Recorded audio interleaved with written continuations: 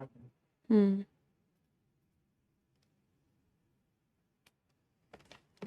यार green tea भिजवा देना एक, है ना।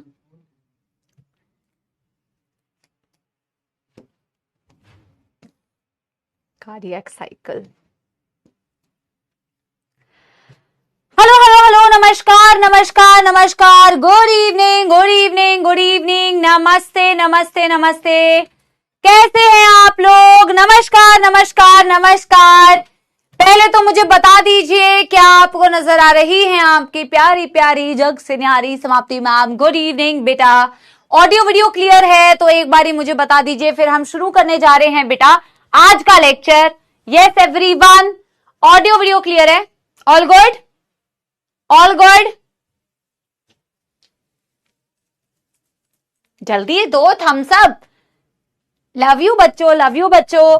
आज का टॉपिक है बेटा हमारा कार्डियक साइकिल, और आज के टॉपिक के लिए बेटा आपको दिमाग की जरूरत पड़ेगी बेटा। आई होप आप लोग, दिमाग तो है ही बेटा आप लोग के पास, कम ज्यादा उसकी मैं चर्चा नहीं करना चाहती, बट सबके पास है, जितना भी है बेटा पूरे दिमाग का आज इस्तेमाल करिएगा, क्योंकि बहुत ही बेहतरीन टॉपिक हम पढ़ने वाले हैं, कार्डियक साइकिल। और कार्डियक साइकिल शुरू करने से पहले मेरे बच्चों हम समाप्ति एक्सप्रेस करेंगे, ये भी मैं आपको बता देती हूं बेटा। कल के टॉपिक को पहले अच्छे से रिवाइज करते हैं, क्योंकि आज का जो टॉपिक है वो उसी से रिलेटेड है। और आज की जो एनसीईआरटी की रीडिंग होगी ना, वो भी इतनी बेहतरीन रीडिंग होगी, क्योंकि पता है क्या होता है, कार्डियक साइकिल एक ऐसा टॉपिक है जिसकी एनसीईआरटी की रीडिंग जो है ना वो बेहद इंपॉर्टेंट है, क्योंकि एनसीईआरटी में कुछ कुछ ऐसी बातें लिखी हुई है जो शायद आपको थोड़ा सा दुख दर्द समस्या दे सकेंगी, लेकिन अगर हम उसको बेटा अच्छे से पढ़ लेंगे तो आप बाद में जब एनसीईआरटी को रीड करेंगे देखना आपको वो बहुत इजी लगेंगी। यस एवरीवन, तो शुरू करें मेरे प्यारे बच्चों। Yes everyone, how is the जोश? समाप्ति एक्सप्रेस शुरू करने के लिए कुर्सियों की पेटी बेटा बांध ली जाए। अच्छा, बच्चा कह रहे हैं क्या आज एनसीईआरटी कैटलिस्ट होगी? बेटा एनसीईआरटी कैटलिस्ट के लिए एटलीस्ट ना थोड़े टॉपिक्स कवर हो जाएं, तो अगले वीक फर्स्ट क्लास जो होगी हमारी उसमें एनसीईआरटी कैटलिस्ट होगी, क्योंकि अभी हमारी ये जो दो टॉपिक्स रिलेटेड है ना बेटा, एटलीस्ट साथ में कवर हो जाए, तभी तो क्वेश्चन बनाने में मजा आएगा ना। तो रिलेटेड टॉपिक्स होने चाहिए, बहुत छोटे छोटे होते हैं तो उतने मजेदार क्वेश्चन नहीं बनेंगे। मजेदार क्वेश्चन बनाने के लिए थोड़ा कवर करना पड़ेगा, तो अगले वीक की फर्स्ट क्लास में हम एनसीईआरटी कैटलिस्ट करेंगे, ठीक है। चलिए शुरू करते हैं बच्चों समाप्ति एक्सप्रेस। हमने पिछली क्लास में क्या पढ़ा था? एक तो हार्ट तो हमने बेटा पूरा रिवाइज कर लिया था, हार्ट से रिलेटेड पॉइंट्स लिख लिए थे। हमने conducting system of the heart ma'am पढ़ा। हमने कहा कि हमारी जो हार्ट होती है, हार्ट में मैम एक लेयर होती है, हमारी हार्ट की एक वॉल होती है जिसे हम बोलते हैं मायोकार्डियम। क्या बोलते हैं बेटा उसे? हम बोलते हैं मायोकार्डियम। और मायोकार्डियम जो होती है ना बेटा, एक तो बहुत मोटी होती है और उसमें होते हैं आपके हार्ट के मसल्स, जिनसे बोलते हैं बेटा कार्डियक मसल्स। हमने वैसे भी बेटा एनिमल टिश्यू में एक ही तो मसल्स का एग्जाम्पल पढ़ा था, कार्डियक मसल फाइबर का heart, right? Yes everyone, yes everyone, समझ में आई बात बेटा? तो हम जब मायोकार्डियम की बात करते हैं तो मायोकार्डियम में आपके पास, मायोकार्डियम में बेटा रिवीजन करा रही हूं पिछली क्लास का, मायोकार्डियम में हमारे पास थी कार्डियक मसल्स। और कार्डियक मसल्स का मतलब होता है मसल की सेल, जिसे हम मसल फाइबर बोलते हैं, कार्डियक मसल फाइबर्स। यही बोला था ना बेटा, कार्डियक मसल फाइबर। फिर हमने कहा था देखो मैम, वैसे तो 95% जो कार्डियक मसल फाइबर होती है वो नॉर्मल मसल फाइबर होती है, बट इसमें से कुछ मसल फाइबर्स होती है अराउंड 5% जो स्पेशल मसल फाइबर्स होती हैं, जिन्हें आप नोडल टिश्यूज बोलते हो। ये हार्ट में हर जगह नहीं प्रेजेंट है, बट हार्ट में कहीं कहीं पे प्रेजेंट होता है, बट हार्ट में कहीं कहीं पे प्रेजेंट होता है, हार्ट में कहीं कहीं पे प्रेजेंट होता है। और वही नोडल टिश्यूज जो होती हैं मैम, वो ऑटो एक्साइटेबल कहलाती हैं। और ऑटो एक्साइटेबिलिटी का मतलब मैंने आपसे कहा था कि ऐसी मसल फाइबर्स को अगर बेटा आपको रिस्पॉन्स जनरेट करवाना है इनसे, या आपको देखना है कि ये डीपोलराइज कैसे होती हैं, इनके वक्त और जज्बात अपने आप बदल जाते हैं बिना किसी एक्सटर्नल स्टिमुलस के, तो ये क्या हो गई? Auto excitable muscle fibres. अब आपके पास ऐसी कुछ कुछ बेटा स्पेशल मसल फाइबर्स की लोकेशन आपने पढ़ी थी। ये आपका बेटा प्यारा प्यारा जग से न्यारा हार्ट, ये आपका प्यारा प्यारा जग से न्यारा हार्ट। और हार्ट में बेटा अलग अलग जगह पे अलग अलग चीजों की लोकेशन आपने पढ़ी थी। यस, आपने पढ़ा था यहां होती है राइट एट्रियम के top right corner of right atrium, top right corner of right atrium पे बेटा होती है लोकेशन SAN, जिसको बोला जाता है SA नोड बोला जाता है बच्चों। SAN का मतलब होता है SA node, cyano atrial node. Location होती है top right corner of right atrium. ये आपके हार्ट का पेस मेकर कहलाती हैं, या आपके हार्ट का पेस मेकर कहलाती हैं। पेस मेकर का मतलब होता है वो नोडल टिश्यूज जो डिसाइड करती है कि तुम्हारे हार्ट का पेस क्या होगा। तुम्हारी हार्ट का पेस का मतलब होता है हार्ट रेट कितना होगा, क्योंकि बेटा ये जनरेट करती हैं एक्शन पोटेंशियल अराउंड 70 से 75 टाइम्स पर मिनट। और मैंने आपसे ये कहा था एक्शन पोटेंशियल का क्या मतलब समझना है। एक्शन पोटेंशियल का मतलब समझना कि ये इनका रिस्पॉन्स है।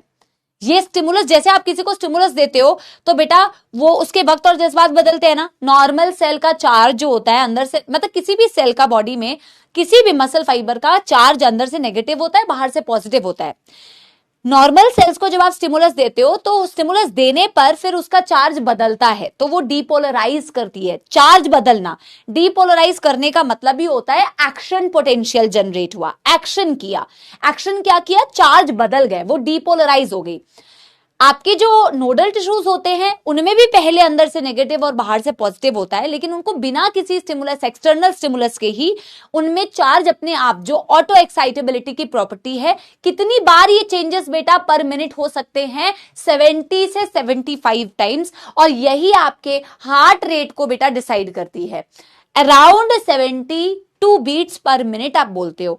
मैम सिर्फ ये एक्शन पोटेंशियल जनरेट ही नहीं करती, सिर्फ ये एक्साइटेड ही नहीं होती, बल्कि उसे आगे पास भी करती है। जैसे वो इस इंफॉर्मेशन को दोनों एट्रिया पे भेजती है और साथ के साथ में एक और नोडल टिश्यू पे भेजती है, जो होता है हमारा location wise lower left corner of right atrium. बेटा ये राइट एट्रियम है, ये राइट एट्रियम के नीचे lower left side of right atrium पे बेटा इसकी लोकेशन होती है। Lower left corner of right atrium पे इसकी लोकेशन होती है। तो ऐसे नोड से इंफॉर्मेशन आता है बेटा एवी नोड, ऐसे नोड से आता है इंफॉर्मेशन एवी नोड, ठीक है। और दोनों एट्रिया के पास भी जाता है। दोनों एट्रिया के पास इंफॉर्मेशन जाने का मतलब होता है कि एट्रिया को अब इंफॉर्मेशन मिलती है कि उसे कॉन्ट्रैक्ट करना है, इसीलिए तो ये कंडक्टिंग सिस्टम कहलाता है। और आज मैं आपको बेटा यही तो समझाऊंगी कि ये कंडक्टिंग सिस्टम होना क्यों जरूरी है, एट्रिया के पास इंफॉर्मेशन जाना क्यों जरूरी है, एट्रिया का कॉन्ट्रैक्ट करना क्यों जरूरी है, वही आज मैं आपको बताऊंगी। And it's a beautiful topic बेटा, ठीक है, आराम से सुनते जाना, ठीक है। और कार्डियक साइकिल है, साइकिल का मतलब होता है, आप साइकिल को वैसे तो कहीं से भी शुरू कर सकते हो, फिर से एंड पॉइंट वो सेम आ जाता है ना। तो टाइम के साथ साथ बेटा आपको और फील आती जाएगी और मजा आता जाएगा, ठीक है। आगे बेटा देखना, बेटा ये हो गया आपका एवी नोड। एवी नोड से निकलता है एवी बंडल। एवी बंडल यहां से निकलता है, एट्रियोवेंट्रिकुलर सेप्टम को ये क्रॉस करता है और एवी बंडल आगे जाके बेटा इसी इंटरवेंट्रिकुलर सेप्टम में जाके दो पार्ट्स में डिवाइड हो जाता है, left bundle and right bundle, left bundle and right bundle. This AV bundle along with the left and right bundle, इसी को बोला जाता है bundle of His, bundle of His. और यही आगे जाके वेंट्रिकल्स की वॉल पे बेटा बनाती है माइन्यूट फाइबर्स, जिसे बोला जाता है पुरकिंजे फाइबर्स। मैम देखो ये सारे नोडल टिश्यूज ऑटो एक्साइटेबल है, सबके पास एक्शन पोटेंशियल जनरेट करने की कैपेबिलिटी होती है। हाँ वो अलग बात है कि ऐसे नोड सबसे ज्यादा करता है 70 से 75 टाइम्स, एवी नोड उससे कम करता है 60 से 65 times, AV bundle of His उससे कम करता है बेटा 40 से 45 टाइम्स, पुरकिंजे फाइबर सबसे कम करता है मैम 20 से 25 टाइम्स। कर सारे सकते हैं क्या? सारे ऑटो एक्साइटेबल है? यस सारे ऑटो एक्साइटेबल है। बट बेटा जब आपका ऐसे नोड रहता है ना तो वो बॉस है और उसी की इंस्ट्रक्शन चलेगी, उसी से हार्ट रेट कंट्रोल होगा और बेटा वो इंफॉर्मेशन को बस आगे पास ऑन करती जाएगी और ये सारे नोडल टिश्यू भी उस इंफॉर्मेशन को आगे पास ऑन करेंगे। जैसे आपके ऐसे नोड से इंफॉर्मेशन एवी नोड पे जाती है, एवी नोड से बंडल ऑफ हिज पे जाती है, बंडल ऑफ हिज से पुरकिंजे फाइबर्स पे जाती है और अल्टीमेटली आपको पुरकिंजे फाइबर्स में इंफॉर्मेशन को लेके जाना है बेटा, क्योंकि आपके पुरकिंजे फाइबर में जब जब इंफॉर्मेशन जाएगी तो वो वेंट्रिकल्स पे लोकेटेड है, तभी आपकी वेंट्रिकल्स को कॉन्ट्रैक्ट करने का इनपुट मिलेगा, इंफॉर्मेशन मिलेगा। क्या समझे मेरी बात? यस एवरीवन, क्या समझ गए बेटा? क्विक रिवीजन हो गया पिछली क्लास का? यस, क्या पिछली क्लास का क्विक रिवीजन हो गया? Yes everyone,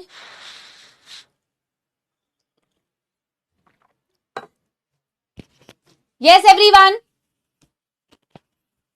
done done done done.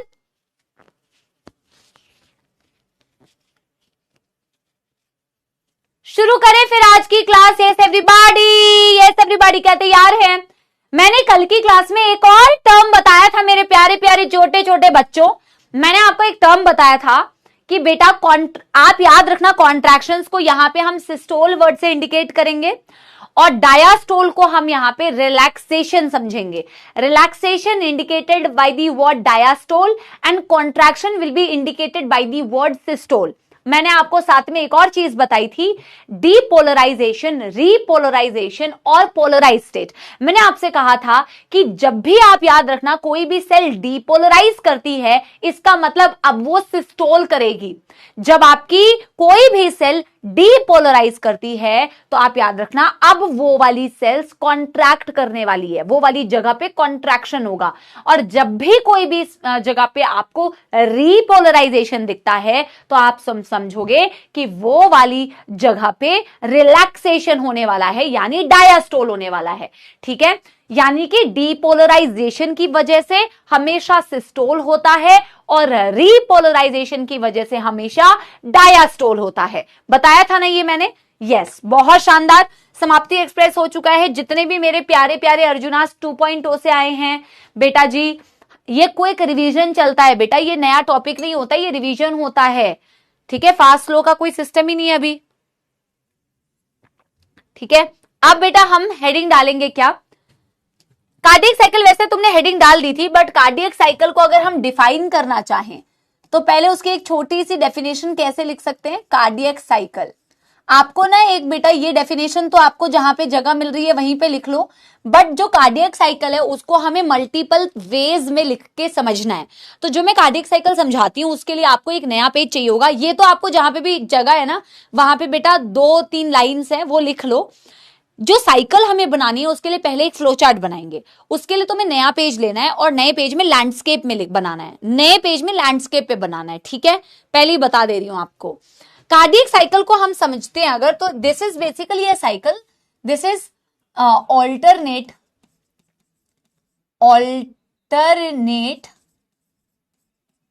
alternating contractions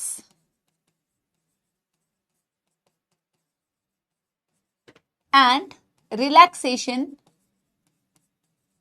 contraction and relaxation of atria and ventricles। ये एक साइकिल है बेटा, ये एक साइकिल है जिस साइकिल में आप ऑल्टरनेट, पहले एट्रिया फिर वेंट्रिकल्स, फिर एट्रिया फिर वेंट्रिकल्स, फिर एट्रिया फिर वेंट्रिकल्स, फिर एट्रिया फिर वेंट्रिकल्स, ऑल्टरनेटिंग बेटा आप ऐसे कॉन्ट्रैक्शंस देखेंगे। दिस इज बेटा, यस दिस इज बेटा what, this is your cardiac cycle. ठीक है, अब इसके लिए हम एक फ्लो चार्ट बनाएंगे जो आपको एक नए पेज पे बनाना है बच्चों। नए पेज पे लैंडस्केप में बनाइएगा और मैं आपको बता भी दे रही हूं, जो नए पेज पे आप बनाओगे ना बेटा तो एक फ्लो चार्ट बनेगा एकदम लेफ्ट साइड पर, पेज के एकदम लेफ्ट साइड पर, एक फ्लो चार्ट बनेगा बेटा पेज के एकदम राइट साइड पर, और एक फ्लो चार्ट बनेगा सेंटर पर। तो आपको ऐसे ही बनाना है। ठीक है, यस, एक लेफ्ट साइड पर, एक बेटा राइट साइड पर और एक बनेगा सेंटर पे। समझ में आ गई बात? इस तरीके से बनाना है कि एकदम लेफ्ट पे एक फ्लो चार्ट, एकदम राइट पे एक फ्लो चार्ट और बेटा एक सेंटर पर। ठीक है ना, चलिए शुरू करें फिर। चलो शुरू करते हैं। चलो चलो जी, बहुत बढ़िया। इस साइड में हम लिखने वाले हैं बॉडी का राइट पंप, इस साइड पे हम बॉडी का राइट पंप लिखने वाले हैं। अभी आपको सब समझ में आएगा राइट पंप इसे क्यों बोला। और इस साइड में बॉडी का लिखने वाले हैं प्यारे बच्चों बॉडी का लेफ्ट पंप। और जैसा राइट पंप मैं आपको फ्लो चार्ट में लिखवाऊंगी, आप कोशिश करना बेटा कि आप खुद से इस साइड वाला पंप लिख पाए, क्योंकि आप पूरा पढ़ चुके हैं। एक दो बार आपने ब्रीदिंग वाले चैप्टर में पढ़ा है, एक दो बार आपने यहां पढ़ा है, आप खुद से कर पाएंगे, थोड़ा सा दिमाग लगाना, ठीक है? यस, चलो चलो, यहां पे मैं आपको पहले हेल्प करके दे रही हूं। राइट पंप में right side of the body में होता है हमारे पास डीऑक्सीजनेटेड ब्लड। ये deoxygenated blood ma'am superior Veena केवा और इंफीरियर वीना केवा के रास्ते कहां आता है मैम? ये आता है हमारे राइट एट्रियम में। ये आता है हमारे राइट एट्रियम में। राइट एट्रियम से मैम ये ट्राइकस्पिड वाल्व को क्रॉस करके ब्लड को कहां जाना होता है मैम? हमारे राइट वेंट्रिकल में। ठीक है, बिल्कुल सही है मैम, ब्लड को जाना होगा राइट वेंट्रिकल में। राइट वेंट्रिकल से मैम ये ब्लड जाएगा सेमी ल्यूनर वाल्व को क्रॉस करके आयोटा में। बोलो हाँ या ना? और आयोटा से ये पूरा आयोटा क्यों बोल रही हूं, सेमी ल्यूनर वाल्व से बेटा ये जाएगा पल्मोनरी आर्टरी में, पल्मोनरी आर्टरी में। और पल्मोनरी आर्टरी से बेटा ये ब्लड जाएगा आपके लंग्स में फॉर ऑक्सीजनेशन। बोलो कोई दुख दर्द समस्या? बोलो कोई दुख दर्द समस्या? यस, सही है बेटा, ये यहां तक किसी को कोई प्रॉब्लम? अब बेटा आप खुद से कोशिश कीजिए कि एग्जैक्टली इसी तरीके का फ्लो चार्ट आप राइट साइड के लिए बनाइए, राइट साइड नहीं लेफ्ट साइड के लिए बनाइए। एसी बहुत ठंडा हो गया है, एकदम ऐसा ही फ्लो चार्ट बेटा आपको इस साइड में भी बनाना है। बिल्कुल इसी को फॉलो करो, बिल्कुल इसी को फॉलो करो। और यही तो बेटा हमने पूरा, नहीं फुल फॉर्म नहीं लिखूंगी मैं, यहां ज्यादा इंस्ट्रक्शन मत दो, पढ़ने के लिए आयो, पढ़ाई करो, ज्यादा नेतागिरी मत करो, ठीक है? फुल फॉर्म लिखो, शॉर्ट फॉर्म लिखो, तुम टीचर हो यहाँ के, चुपचाप से बैठ के पढ़ लो, ठीक है ना? फुल फॉर्म क्यों लिखे? फुल फॉर्म पिछली क्लास में लिखा था ना, एक रीजन से यहां पे फुल फॉर्म नहीं लिखा जा रहा है, ताकि हमारा स्पेस ज्यादा यूटिलाइज ना हो। एक तो बहुत ज्ञान देते हो यार तुम लोग, आधे लोग, इतना ज्ञान नहीं देना है, डांट खा जाओगे फिर। यहां पे है बेटा लेफ्ट पंप बेटा, लेफ्ट पंप, ठीक है? लेफ्ट पंप में कैसा ब्लड है बेटा? Oxygenated blood. ऑक्सीजनेटेड ब्लड बेटा कहां से आ रहा है? Pulmonary vein. पल्मोनरी वेन से बेटा कहां आ रहा है? देखो वहां राइट एट्रियम था, यहां कहां आ रहा होगा बेटा? लेफ्ट एट्रियम में।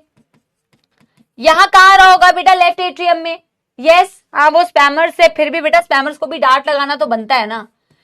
फिर यहां से बेटा आपकी आएगी बाइकस्पिड वाल्व। बाइकस्पिड वाल्व से बेटा ये कहां जाएगी? जैसे आपका राइट वेंट्रिकल था, यहां कहां जाएगी बेटा? लेफ्ट वेंट्रिकल में जाएगी। बोलो हाँ या ना? बोलो हाँ या ना? यस एवरीबॉडी, लेफ्ट वेंट्रिकल में जाएगी। यस, और बेटा लेफ्ट वेंट्रिकल से, जैसे वहां सेमी ल्यूनर वाल्व था, यहां पे भी सेमी ल्यूनर वाल्व है। एसएल वाल्व बेटा, वहां पे भी एसएल वाल्व। बस यहां पे फर्क ये है कि यहां ब्लड आयोटा में चला जाएगा और वहां ब्लड पल्मोनरी आर्टरी में चला जाएगा। बताओ कोई दुख दर्द समस्या? पहले बताओ, यहां तक कोई दुख दर्द समस्या?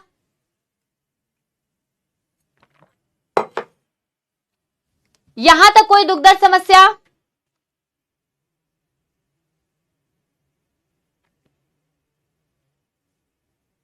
पक्की बात बेटा? ये सहाना, ज्यादा ठंडा होगा तो मैं टेम्परेचर बढ़वा दूंगी, वो वहां ठंडा हो चाहे कहीं पे भी कुछ भी हो। बेटा पक्की बात है, ठीक है? चलो बहुत शानदार।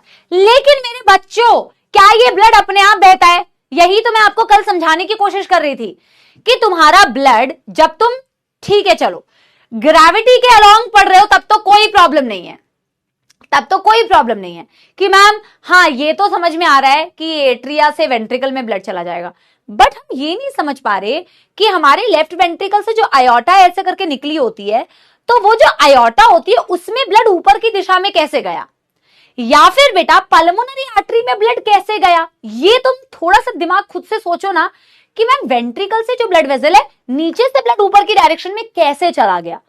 या फिर आपकी बेटा जो इंफीरियर वीना केवा होती है, जो नीचे के बॉडी पार्ट से डीऑक्सीजनेटेड ब्लड को राइट एट्रियम में डालती है, वो कैसे ब्लड को मैम लेके जा रही है? समझ रहे हो मेरी बात? Yes yes everyone, yes. तो यही जो प्रेशर्स है ना बेटा, इसी का तो पूरा कॉन्सेप्ट है कार्डियक साइकिल। आप बेटा धीरे धीरे इसको समझना, मैं बिल्कुल आराम आराम से आपको समझाऊंगी, एक नहीं दो नहीं 3 बार आपको समझाऊंगी, बट आप समझ के जाना, ठीक है? अब मैम देखो, ये जो चीज है ना बेटा, हार्ट में cardiac muscle, special cardiac muscle fibres भी है, जिसे आप नोडल टिश्यूज बोल रहे हैं। तो यानी कि मैम वो नोडल टिश्यूज भी साथ के साथ काम कर रहे हैं, वो नोडल टिश्यूज भी साथ के साथ काम कर रहे हैं। कैसे काम कर रहे हैं मैम? आपने कल ही हमें पढ़ाया था कि हमारे पास होती है मैम एस ए नोड, बिल्कुल पढ़ाया था मैम, एस ए नोड होती है। एस ए नोड इंफॉर्मेशन देती है मैम ए वी नोड को, बिल्कुल ma'am. A V node information देती है बंडल ऑफ हिज को, बिल्कुल मैम। और बंडल ऑफ हिज इंफॉर्मेशन देता है पुरकिंजे फाइबर को। बोलो हाँ या ना, ये कल पढ़ा था कि नहीं? एस ए नोड इंफॉर्मेशन देती है बेटा एवी नोड इंफॉर्मेशन देती है बंडल ऑफ हिज इंफॉर्मेशन देती है पुरकिंजे फाइबर। बोलो हाँ या ना, यही पढ़ा था? Yes yes. अब मैम आपने ये भी कहा था कि एक तो मैम इंपल्स ऐसे ट्रैवल कर रही है, ऐसे नोड से एवी नोड से बंडल ऑफ हिज से पुरकिंजे फाइबर। जो इंफॉर्मेशन ऐसे नोड से स्टार्ट हुई, वो इंफॉर्मेशन ऐसे नोड से होते हुए एवी नोड आई, एवी नोड से आई बंडल ऑफ हिज से आई बेटा पुरकिंजे फाइबर्स। और साथ ही साथ मैम आपने बताया था कि जब ऐसे नोड से इंफॉर्मेशन आती है, तो उसकी वजह से जो इवेंट हमें कार्डियक साइकिल में सबसे पहला, बेटा देखो इट्स अ साइकिल, जैसे कि मैंने बोला आप किसी भी पॉइंट से शुरू कर सकते हो। जैसे मैं एट्रियल सिस्टोल से स्टार्ट कर रही हूं, आप कहीं से भी शुरू कर सकते हो, मैं लास्ट में आपको ये बताऊंगी, रिलेट करवा दूंगी, ठीक है? अब मैम ऐसे नोड जब इंफॉर्मेशन देता है तो दोनों एट्रिया को भी इंफॉर्मेशन देता है। बोलो हाँ या ना? थोड़ा वेट करें, नोट करना है। अगर आपको बेटा थोड़ा समझने के लिए रुकना है तो आप समझने के लिए रुक जाइए, मैं लास्ट में 5 मिनट दे भी दूंगी, कोई लोड नहीं है, ठीक है? और अगर आप समझते समझते लिख सकते हैं तो थोड़ा थोड़ा लिखते भी रहिए, लास्ट में 5 मिनट्स में दे भी दूंगी आपको नोट करने के लिए, ठीक है? बेटा ऐसे नोड से जब इंफॉर्मेशन जाती है तो दोनों एट्रिया के पास इंफॉर्मेशन जाती है, तो एट्रिया को इंफॉर्मेशन जब मिलती है तो उसकी वॉल डीपोलराइज करती है, उसके वक्त और जज्बात बदलते हैं, जिसकी वजह से वो कॉन्ट्रैक्ट करेगी। अब बेटा उसे कहा जाता है एट्रियल सिस्टोल, उसे कहा जाता है एट्रियल सिस्टोल, उसे कहा जाता है कार्डियक साइकिल का पहला इवेंट एट्रियल सिस्टोल। समझे कि नहीं? समझे कि नहीं? यस, एट्रियल सिस्टोल, ठीक है? बहुत बढ़िया बात है मैम। फिर मैम इंफॉर्मेशन ऐसे नोड से जाती है एवी नोड से जाती है बंडल ऑफ हिज से जाती है पुरकिंजे फाइबर्स। बेटा क्या लगता है जब पुरकिंजे फाइबर्स के पास इंफॉर्मेशन गई थी तो पुरकिंजे फाइबर्स की वजह से कौन कॉन्ट्रैक्ट करेंगे? पुरकिंजे फाइबर्स के पास जब इंफॉर्मेशन जाती है तो पुरकिंजे फाइबर्स की लोकेशन क्या थी बेटा? Along the wall of ventricles. अगर ये along the wall of ventricles है बेटा, तो इसकी वजह से कौन कॉन्ट्रैक्ट करने चाहिए? वेंट्रिकल्स कॉन्ट्रैक्ट करने चाहिए। इसको बोला जाता है वेंट्रिक्यूलर सिस्टोल, वेंट्रिक्यूलर सिस्टोल। बोलो हाँ या ना? बोलो हाँ या ना? ठीक है, इसको भी एक बॉक्स में डाल देते हैं मैम। और बेटा मैं लास्ट में एक और इवेंट यहां पे लिख रही हूं, इसे बोला जाता है जॉइंट डायास्टोल। आप कार्डियक साइकिल को जॉइंट डायास्टोल से भी स्टार्ट कर सकते हैं, आप पढ़ने के लिए एट्रियल सिस्टोल से भी स्टार्ट कर सकते हैं। इट्स अ साइकिल, आप कहीं से भी इसको शुरू कर सकते हैं। अभी मैं आपको एक एक पॉइंट रिलेट करवाऊंगी। अभी देखो, सबसे पहले एट्रियल सिस्टोल होता है, फिर वेंट्रिकुलर सिस्टोल होता है, फिर जॉइंट डायस्टोल होता है। अब बेटा आप मेरी बातों को बिल्कुल ध्यान से समझना। एक काम करो, पहले आप इसे नोट डाउन कर लो, टेक 2 मिनट्स टाइम, पहले इसे नोट डाउन कर लो, क्योंकि अब मैं आपको ना फ्लो बताने वाली हूं ब्लड का, ठीक है? पहले आप इसे नोट कर लो, पहले आप इसे नोट कर लो, ठीक है? फिर बताऊंगी। आप इसे आराम से नोट कर लो बेटा, टेक 2 मिनट्स टाइम, ठीक है?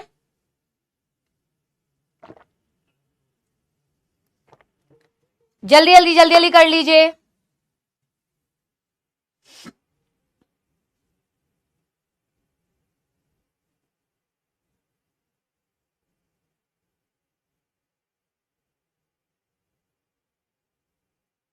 डन हो गया है क्या? अच्छा, जिन बच्चों ने नोट नहीं किया है वो कर लीजिए, ठीक है।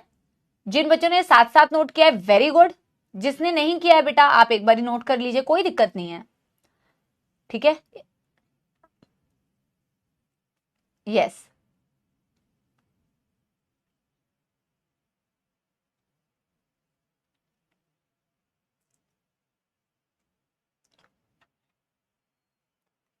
सारे बच्चों का डन हो गया है, पक्की बात, डन, ठीक है, फिर तो बहुत अच्छी बात है। अब बेटा देखो, ये इवेंट्स तो मैंने तुम्हें बताए कि कार्डियक साइकिल, जो कंडक्टिंग सिस्टम तुमने कल पढ़ा कि ऐसे नोड से इंफॉर्मेशन जाती है एवी नोड से जाती है बंडल ऑफ हेज से जाती है पुरकिंजे फाइबर्स।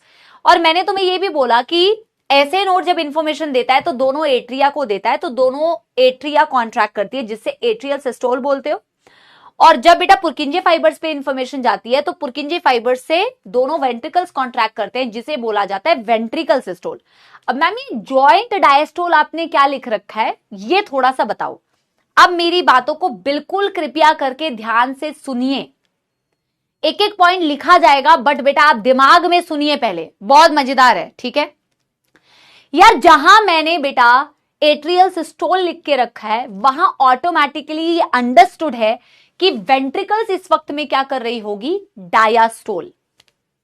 जहां मैंने वेंट्रिकुलर सिस्टोल लिख रखा है वहां ऑटोमेटिकली ये बात अंडरस्टूड होगी कि यहां एट्रिया क्या कर रहा होगा, डायास्टोल। अगर कहीं पे भी कोई भी चीज सिस्टोल कर रही होती तो हम उसे मेंशन करते। जैसे मैंने यहां एट्रियल सिस्टोल लिख रखा है, इसका मतलब ही है कि यहां वेंट्रिकल्स डायस्टोल पे है। यहां मैंने वेंट्रिकुलर सिस्टोल लिख रखा है, यानी कि ऑटोमेटिकली अंडरस्टूड है एट्रिया सिस्टोल कर रही है, एट्रिया डायस्टोल कर रही है। जॉइंट डायास्टोल, डायास्टोल का मतलब मैम ने क्या समझाया था, डायास्टोल का मतलब होता है जब रिलैक्सेशन होती है। जॉइंट डायास्टोल का मतलब जॉइंट, कौन जॉइंट बेटा, एट्रिया और वेंट्रिकल दोनों इस सिचुएशन में रिलैक्स पोजीशन पे है। एट्रिया और वेंट्रिकल बेटा जब दोनों के दोनों रिलैक्स कर रहे होते हैं उस स्थिति को बोला जाता है जॉइंट डायास्टोल। पहले बताइए कि यहां तक कोई दुख दर्द समस्या, जॉइंट का मतलब हुआ एट्रिया और वेंट्रिकल दोनों मिल के रिलैक्स स्टेट में है, दोनों रिलैक्सिंग स्टेट में है, हाँ या ना, ठीक है जी। अब बेटा इस वक्त में क्या हो रहा होता है जब चारों चेंबर्स रिलैक्स है, ऐसे बेटा ना हार्ट के चेंबर्स को ऐसे समझो, देखो मैं ना बॉटल से आपको बहुत अच्छा एक्सप्लेन कर पाऊंगी क्योंकि आगे ना मुझे आपको एक्सप्लेन भी करना है ना, तो मैं थोड़ा ना बॉटल के पानी को कम करने के लिए बोलती हूँ, ठीक है, एक सेकेंड, अभी समझना मेरी बात यार। ये बॉटल का पानी थोड़ा कम करना था क्योंकि मुझे बच्चों को थोड़ा समझाना है। ये ग्लास लेके जाना है, एक गर्म पानी भिजवा भी देना, अब इससे ज्यादा तो कम हो नहीं सकता। दोनों बॉटल में पानी भरेंगे, ठीक है। अभी समझना बेटा मेरी बात, जॉइंट डायस्टोल बेटा वो कंडीशन है जिस कंडीशन में आपके चारों हार्ट के चेंबर रिलैक्स कर रहे हैं बेटा, चारों हार्ट के चेंबर रिलैक्स कर रहे हैं। जॉइंट डायस्टोल बेटा वो कंडीशन है, एट्रिया भी रिलैक्स कर रही है, वेंट्रिकल्स भी रिलैक्स कर रहे हैं। अब बेटा एक बार ही समझना, ठीक है, ये बॉटल्स को एक बार ही देखो, ठीक है, इस बॉटल्स को एक बार ही देखना। ये बॉटल में बेटा आप ऐसे समझो, आपको इस बॉटल से बहुत अच्छा समझ में आएगा कि आप ऐसे समझना बेटा कि ये जो नीचे वाला, एक ही हाथ है बेटा मुश्किल हो रही है, ये आपके एट्रिया समझना जो छोटे छोटे बने हुए हैं, और ये आपके वेंट्रिकल समझना जो आपके बड़े वाले बने हुए हैं चेंबर्स, ठीक है। तो नीचे की तरफ वेंट्रिकल्स है बेटा और ये ऊपर की तरफ क्या है, आपकी एट्रिया, ये आपके चारों चेंबर्स है, ये आपके चारों चेंबर्स है, समझ रहे हो मेरी बात, यस। अभी ये चारों चेंबर रिलैक्स कर रही है, कोई भी कॉन्ट्रैक्ट नहीं कर रही है, कॉन्ट्रैक्ट करती तो मैं ऐसे पिचकाती इसको, ठीक है। अभी ये कोई कॉन्ट्रैक्ट नहीं कर रही है, अभी ये चारों रिलैक्स स्टेट में है, जॉइंट डायस्टोल स्टेट में है। इस वक्त में मैम क्या हो रहा होता है, इस वक्त में बेटा आपके एट्रिया से वेंट्रिकल के अंदर ब्लड ऑटोमेटिकली फिल हो रहा होता है बिना किसी भी कॉन्ट्रैक्शंस के। जॉइंट डायस्टोल आपके कार्डियक साइकिल का वो टाइम है जिस टाइम पे बिना किसी एफर्ट के एट्रिया, दोनों साइड के एट्रिया से ऑटोमेटिकली ब्लड नीचे की तरफ वेंट्रिकल्स में आ रहा है, आपको किसी को कॉन्ट्रैक्ट करने की जरूरत नहीं है। लेकिन मैम ये ब्लड पूरा ब्लड नहीं होता। ये ब्लड जो वेंट्रिकल में आता है जॉइंट डायस्टोल के वक्त में, ये सिर्फ होता है मैम 70% ऑफ द ब्लड। समझना बेटा, मैंने कहा जॉइंट डायस्टोल बेटा वो स्थिति है जिस स्थिति में ये जो आप राइट साइड में बना रहे हैं डीऑक्सीजनेटेड ब्लड सुपीरियर वीना केवा से होते हुए राइट एट्रियम में आई, राइट एट्रियम से ट्राइकस्पिड को क्रॉस करते हुए राइट वेंट्रिकल में आई। मैं ये लास्ट में साइकिल बनाते वक्त भी लिखवाऊंगी कि भाई राइट वेंट्रिकल में 70% जो खून है वो आता है जेडी यानी कि जॉइंट डायस्टोल की स्थिति में, जेडी यानी जॉइंट डायस्टोल की स्थिति में। और इन द सेम वे बेटा ऑक्सीजनेटेड ब्लड लेफ्ट एट्रियम से होते हुए बाइकस्पिड से होते हुए लेफ्ट वेंट्रिकल में भरता है, वो भी 70% भरता है जॉइंट डायस्टोल की स्थिति में। क्या समझे मेरी बात? जॉइंट डायस्टोल जब चारों चेंबर रिलैक्स करती है तो आप इस वेंट्रिकल को थोड़ा ऑब्जर्व करें, आप इस वेंट्रिकल को बेटा थोड़ा ऑब्जर्व करें। ये जॉइंट डायस्टोल की स्टेज है, वेंट्रिकल अभी खाली है बेटा, पूरा भरा नहीं है। वेंट्रिकल में अभी सिर्फ 70% ब्लड भरा हुआ है। ऊपर की दोनों चेंबर को देखो, एट्रिया उसमें भी ब्लड होता है, इसमें मेरे पास बेटा ऑप्शन नहीं है दिखाने का, बट आई होप आप समझ पा रहे होंगे। पर मैम मेरे को तो वेंट्रिकल के अंदर सारा ब्लड चाहिए, मेरे को चाहिए कि एट्रिया से सारा ब्लड वेंट्रिकल में आ जाए। अब मैम अगर सिर्फ 70% आएगा तो उससे हमारा काम कैसे चलेगा? हमें 70% से तो नहीं चलेगा मैम काम, हमें चाहिए ये पूरा यहां तक भर जाए, ये यहां तक जो 30% बचा हुआ है ना मैम, वो वाला ब्लड भी भर जाए वेंट्रिकल के अंदर, क्योंकि 70% से हमारा काम नहीं चलेगा। तो बेटा 30% को भरने के लिए क्या होगा? 30% को भरने के लिए क्या होगा बेटा? जॉइंट डायस्टोल के वक्त में आपकी 70% इधर 70% इधर के वेंट्रिकल्स तो भर गए। और इससे आपको यह भी समझ आ रहा है ना बेटा कि जॉइंट डायस्टोल के वक्त में ट्राइकस्पिड बाइकस्पिड खुली हुई रहेंगी। यस और नो समझते हो कि नहीं? ये बताओ, समझते हो कि नहीं? यस और नो? आपकी ये जो एट्रिया से वेंट्रिकल में ब्लड आ रहा है तो डेफिनेटली ट्राइकस्पिड भी खुली रहेंगी, बाइकस्पिड भी खुली रहेंगी, सब लिखेंगे अभी, सिर्फ यहां समझो। यस यस, जिससे 70% भरा। अब बेटा जॉइंट डायस्टोल के बाद क्योंकि ये साइकिल है तो ऐसे से चलेगी ना, ये साइकिल ऐसे से चलेगी। Joint diastole atrial systole ventricular systole, joint diastole atrial systole ventricular systole, joint diastole atrial systole ventricular systole, right. अब बेटा जी जॉइंट डायस्टोल में तो 70% भरा था आपका वेंट्रिकल।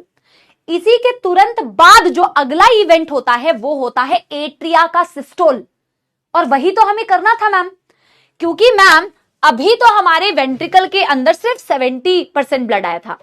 अब एट्रिया से पूरा ब्लड अगर मुझे खाली करना है तो मुझे एट्रिया को ऐसे पिचकाना पड़ेगा। जैसे मैं बेटा ये बिल्कुल वैसे है जैसे कपड़ा तुम कभी धोते हो तो कपड़े को जब निचोड़ते हो तो कपड़ा निचोड़ोगे तो पूरा ब्लड, जितना ब्लड नहीं पानी, कपड़े को ऐसे निचोड़ोगे तो कपड़े का जो भी पानी था बेटा निचोड़ते ही उसका पानी नीचे आता है। अगर तुम उसे निचोड़ोगे नहीं, स्क्वीज नहीं करोगे तो सारा पानी नीचे नहीं आएगा। बिल्कुल वैसा ही बेटा तुम क्या करते हो, 70% तो वेंट्रिकल भर गया पर मुझे रिमेनिंग 30% भी चाहिए, तो मैं क्या करती हूँ, एट्रिया को सिस्टोल कर देती हूँ। जैसे ही मैं एट्रिया को पिचकाऊंगी, हाय पानी नीचे गिर गया, एट्रिया को जैसे ही मैं सिस्टोल करूंगी तो बचा हुआ 30% ब्लड भी कहां आ जाएगा, वेंट्रिकल में। बोलो हाँ या ना, बोलो हाँ या ना? यस। तो बेटा जी जब एट्रियल सिस्टोल होता है ना, जब एट्रियल सिस्टोल होता है ना मैम, तो बेटा यहीं से फ्लो चार्ट बनाएंगे। जब एट्रियल सिस्टोल होता है ना मैम तो इस साइड में आपकी वेंट्रिकल्स, इस साइड में आपकी ये वाली वेंट्रिकल, रिमेनिंग 30% ब्लड जो बचा हुआ था वो भी वेंट्रिकल में चला जाता है। रेस्ट 30% ब्लड, रिमेनिंग 30% फिलिंग जो वेंट्रिकल में बची हुई थी, अब वो फिलिंग भी मैम हो जाएगी। जो रिमेनिंग 30% फिलिंग थी मैम, अब वो फिलिंग भी मैम हो जाएगी। बोलो समझे हाँ या ना? Yes yes. कह रहा है इतनी मेहनत सिर्फ 30% के लिए। भाई तेरे हार्ट का 30% ब्लड अगर नहीं जाएगा ना, फिर तू जाएगा डॉक्टर के पास। जो तू कह रहा है ना इतनी मेहनत सिर्फ 30% के लिए, 30% सिर्फ होता है बेटा, पहली बात तो सिर्फ होता है 30%। तुम लोगों को तो बेटा नंबर्स की वैल्यू पता होनी चाहिए। तुम जिस चीज की तैयारी कर रहे हो वहां तो नंबर की तुम्हें सबसे ज्यादा वैल्यू पता होनी चाहिए।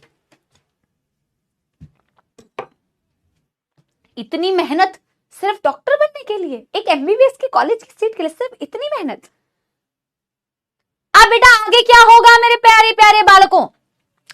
भाई मैं पूरा रिलेट करवाऊंगी, पर पहले बेटा धीरे धीरे शुरू करना है ना, धीरे धीरे करना है। अब तुमने क्या किया बेटा, अब देखो मेरे पास तो ऑप्शन नहीं है, बॉटल में दिखा रही हूं मैं तुम्हें, तुम ऐसे समझो कि तुमने बॉटल की पूरी फिलिंग कर दी। अब पूरी फिलिंग कैसे कर दी, चलो मैं तुम्हें दिखा भी देती हूं। एक ही साइड का वेंट्रिकल ऐसे समझो कि ऐसे फिल कर दिया, एट्रिया से, एट्रिया में भी तो लगातार ब्लड आ रहा है ना बेटा, वीना केवा से, और उस साइड में पल्मोनरी वेन से। तो मैंने क्या किया मैम, पूरे वेंट्रिकल को भर दिया, पूरे वेंट्रिकल को ऐसे भर दिया बेटा। अब देखो वेंट्रिकल पूरे भर गए, रिमेनिंग 30% ब्लड भी आ गया जब तुमने बेटा क्या किया, जब तुमने एट्रिया सिस्टोल किया। अब मैम वेंट्रिकल भर गया, अब आगे बताओ क्या होगा, अब आगे बताओ क्या होगा बेटा। अब आगे तुम्हें वेंट्रिकल्स को कॉन्ट्रैक्ट करना है, पर अगर तुम अभी देखना, अभी बेटा वेंट्रिकल को जब तुम कॉन्ट्रैक्ट करते हो ना, तो इन दोनों के बीच की जो वैल्व्स होती है वो क्लोज हो जाती है। कैसे होती है वो कॉन्सेप्ट बाद में बताऊंगी। अभी तुम ये सोच लो कि एट्रिया और वेंट्रिकल के बीच की जो वैल्व थी, अब उसे क्लोज हो जाना है, क्योंकि अब जब आप नेक्स्ट इवेंट करते हो, दैट इज वेंट्रिकुलर सिस्टोल, तुम वेंट्रिकल को कॉन्ट्रैक्ट करते हो, क्योंकि वेंट्रिकल में पूरा 100% ब्लड आ गया है। अब तुम क्या करते हो, वेंट्रिकल को पिचकाते हो। तो वेंट्रिकल को जब पिचकाओगे तो वेंट्रिकल से इस साइड में तुम्हारी निकली हुई है पल्मोनरी आर्टरी, और इस साइड में निकली हुई है तुम्हारी अयोटा, ठीक है, इस साइड में निकली हुई है पल्मोनरी आर्टरी और इस साइड में निकली हुई है अयोटा। तो ये ब्लड कहां चला जाता है, इधर से पल्मोनरी आर्टरी, इधर से अयोटा। क्या समझे, सेमिल्यूनर वाल्व खुले हुए होते हैं। अब मैं वाल्व्स का कॉन्सेप्ट तुम्हें बताऊंगी, कब कौन से बंद है, कब कौन से खुले हुए हैं, सब बताऊंगी। पर अभी आपको ये समझना है कि मैम जैसे ही वेंट्रिकुलर सिस्टोल होता है, इससे हमें ये समझना है कि यहां ब्लड जाता है पल्मोनरी आर्टरी में, यहां ब्लड जाता है मैम पल्मोनरी आर्टरी में, और यहां ब्लड चला जाता है मैम अयोटा के अंदर। समझ रहे हो मेरी बात? यस, इस तरीके से बेटा ब्लड एक्चुअल में मूव करता है। अब देखो तुमने 40% टॉपिक ऑलरेडी पढ़ लिया, अब मैं इसको मल्टीपल तरीके से तुम्हें अभी रिलेट करवाऊंगी। देखो यहां पे फिलिंग हुई बेटा पल्मोनरी आर्टरी की, और यहां फिलिंग हुई बेटा आपके अयोटा की। बोलो हाँ या ना, बोलो हाँ या ना। अगर तुम्हें 20% भी समझ में आया है ना तो भी गुड है, आगे अभी तुम्हें और बेटर समझ में आएगा, अभी आगे तुम्हें और बेटर समझ में आएगा। आयशा बेटा पढ़ ले, जब जरूरत होगी तब करा जाएगा बेटा वो। सुनो अभी देखो बेटा, मैं आपको पहले तो ये बता दूं, ये कितने कितने टाइम ड्यूरेशन के लिए होते हैं। मैम एट्रिया जब सिस्टोल करता है तो इसका टाइम होता है सिर्फ ये 0.1 सेकेंड के लिए मैम सिस्टोल करते हैं। वेंट्रिकल सिस्टोल करते हैं ना मैम तो सिर्फ 0.3 सेकेंड्स के लिए ही सिस्टोल करते हैं। और मैम दोनों जब रिलैक्स स्टेट में होते हैं तो ये मैम सिर्फ 0.4 सेकेंड के लिए ही डायास्टोल करते हैं। ये इनका टाइम ड्यूरेशन है। एट्रिया कितनी देर के लिए सिस्टोल कर रही है, 0.1 सेकेंड। वेंट्रिकल कितनी देर के लिए सिस्टोल कर रही है, 0.3 सेकेंड्स। और जॉइंट डायस्टोल कितने टाइम के लिए हो रहा है, 0.4 सेकेंड। ये बेटा एक कार्डियक साइकिल है। फिर इसके बाद तुम इसी साइकिल को रिपीट कर दो, दूसरी कार्डियक साइकिल होगी। इसी साइकिल को रिपीट कर दो, तीसरी कार्डियक साइकिल। रिपीट करते रहोगे तो उतनी कार्डियक साइकिल बनती जाएगी। मैम हार्ट बीट कहां समझ में आई फिर, यहां हार्ट बीट बताओ कहां है। अब बेटा वापस से सुनो, फिर से रिवाइज होगा और फिर से एक नई चीज बताऊंगी बीच में, ठीक है। वापस शुरू से शुरू करें।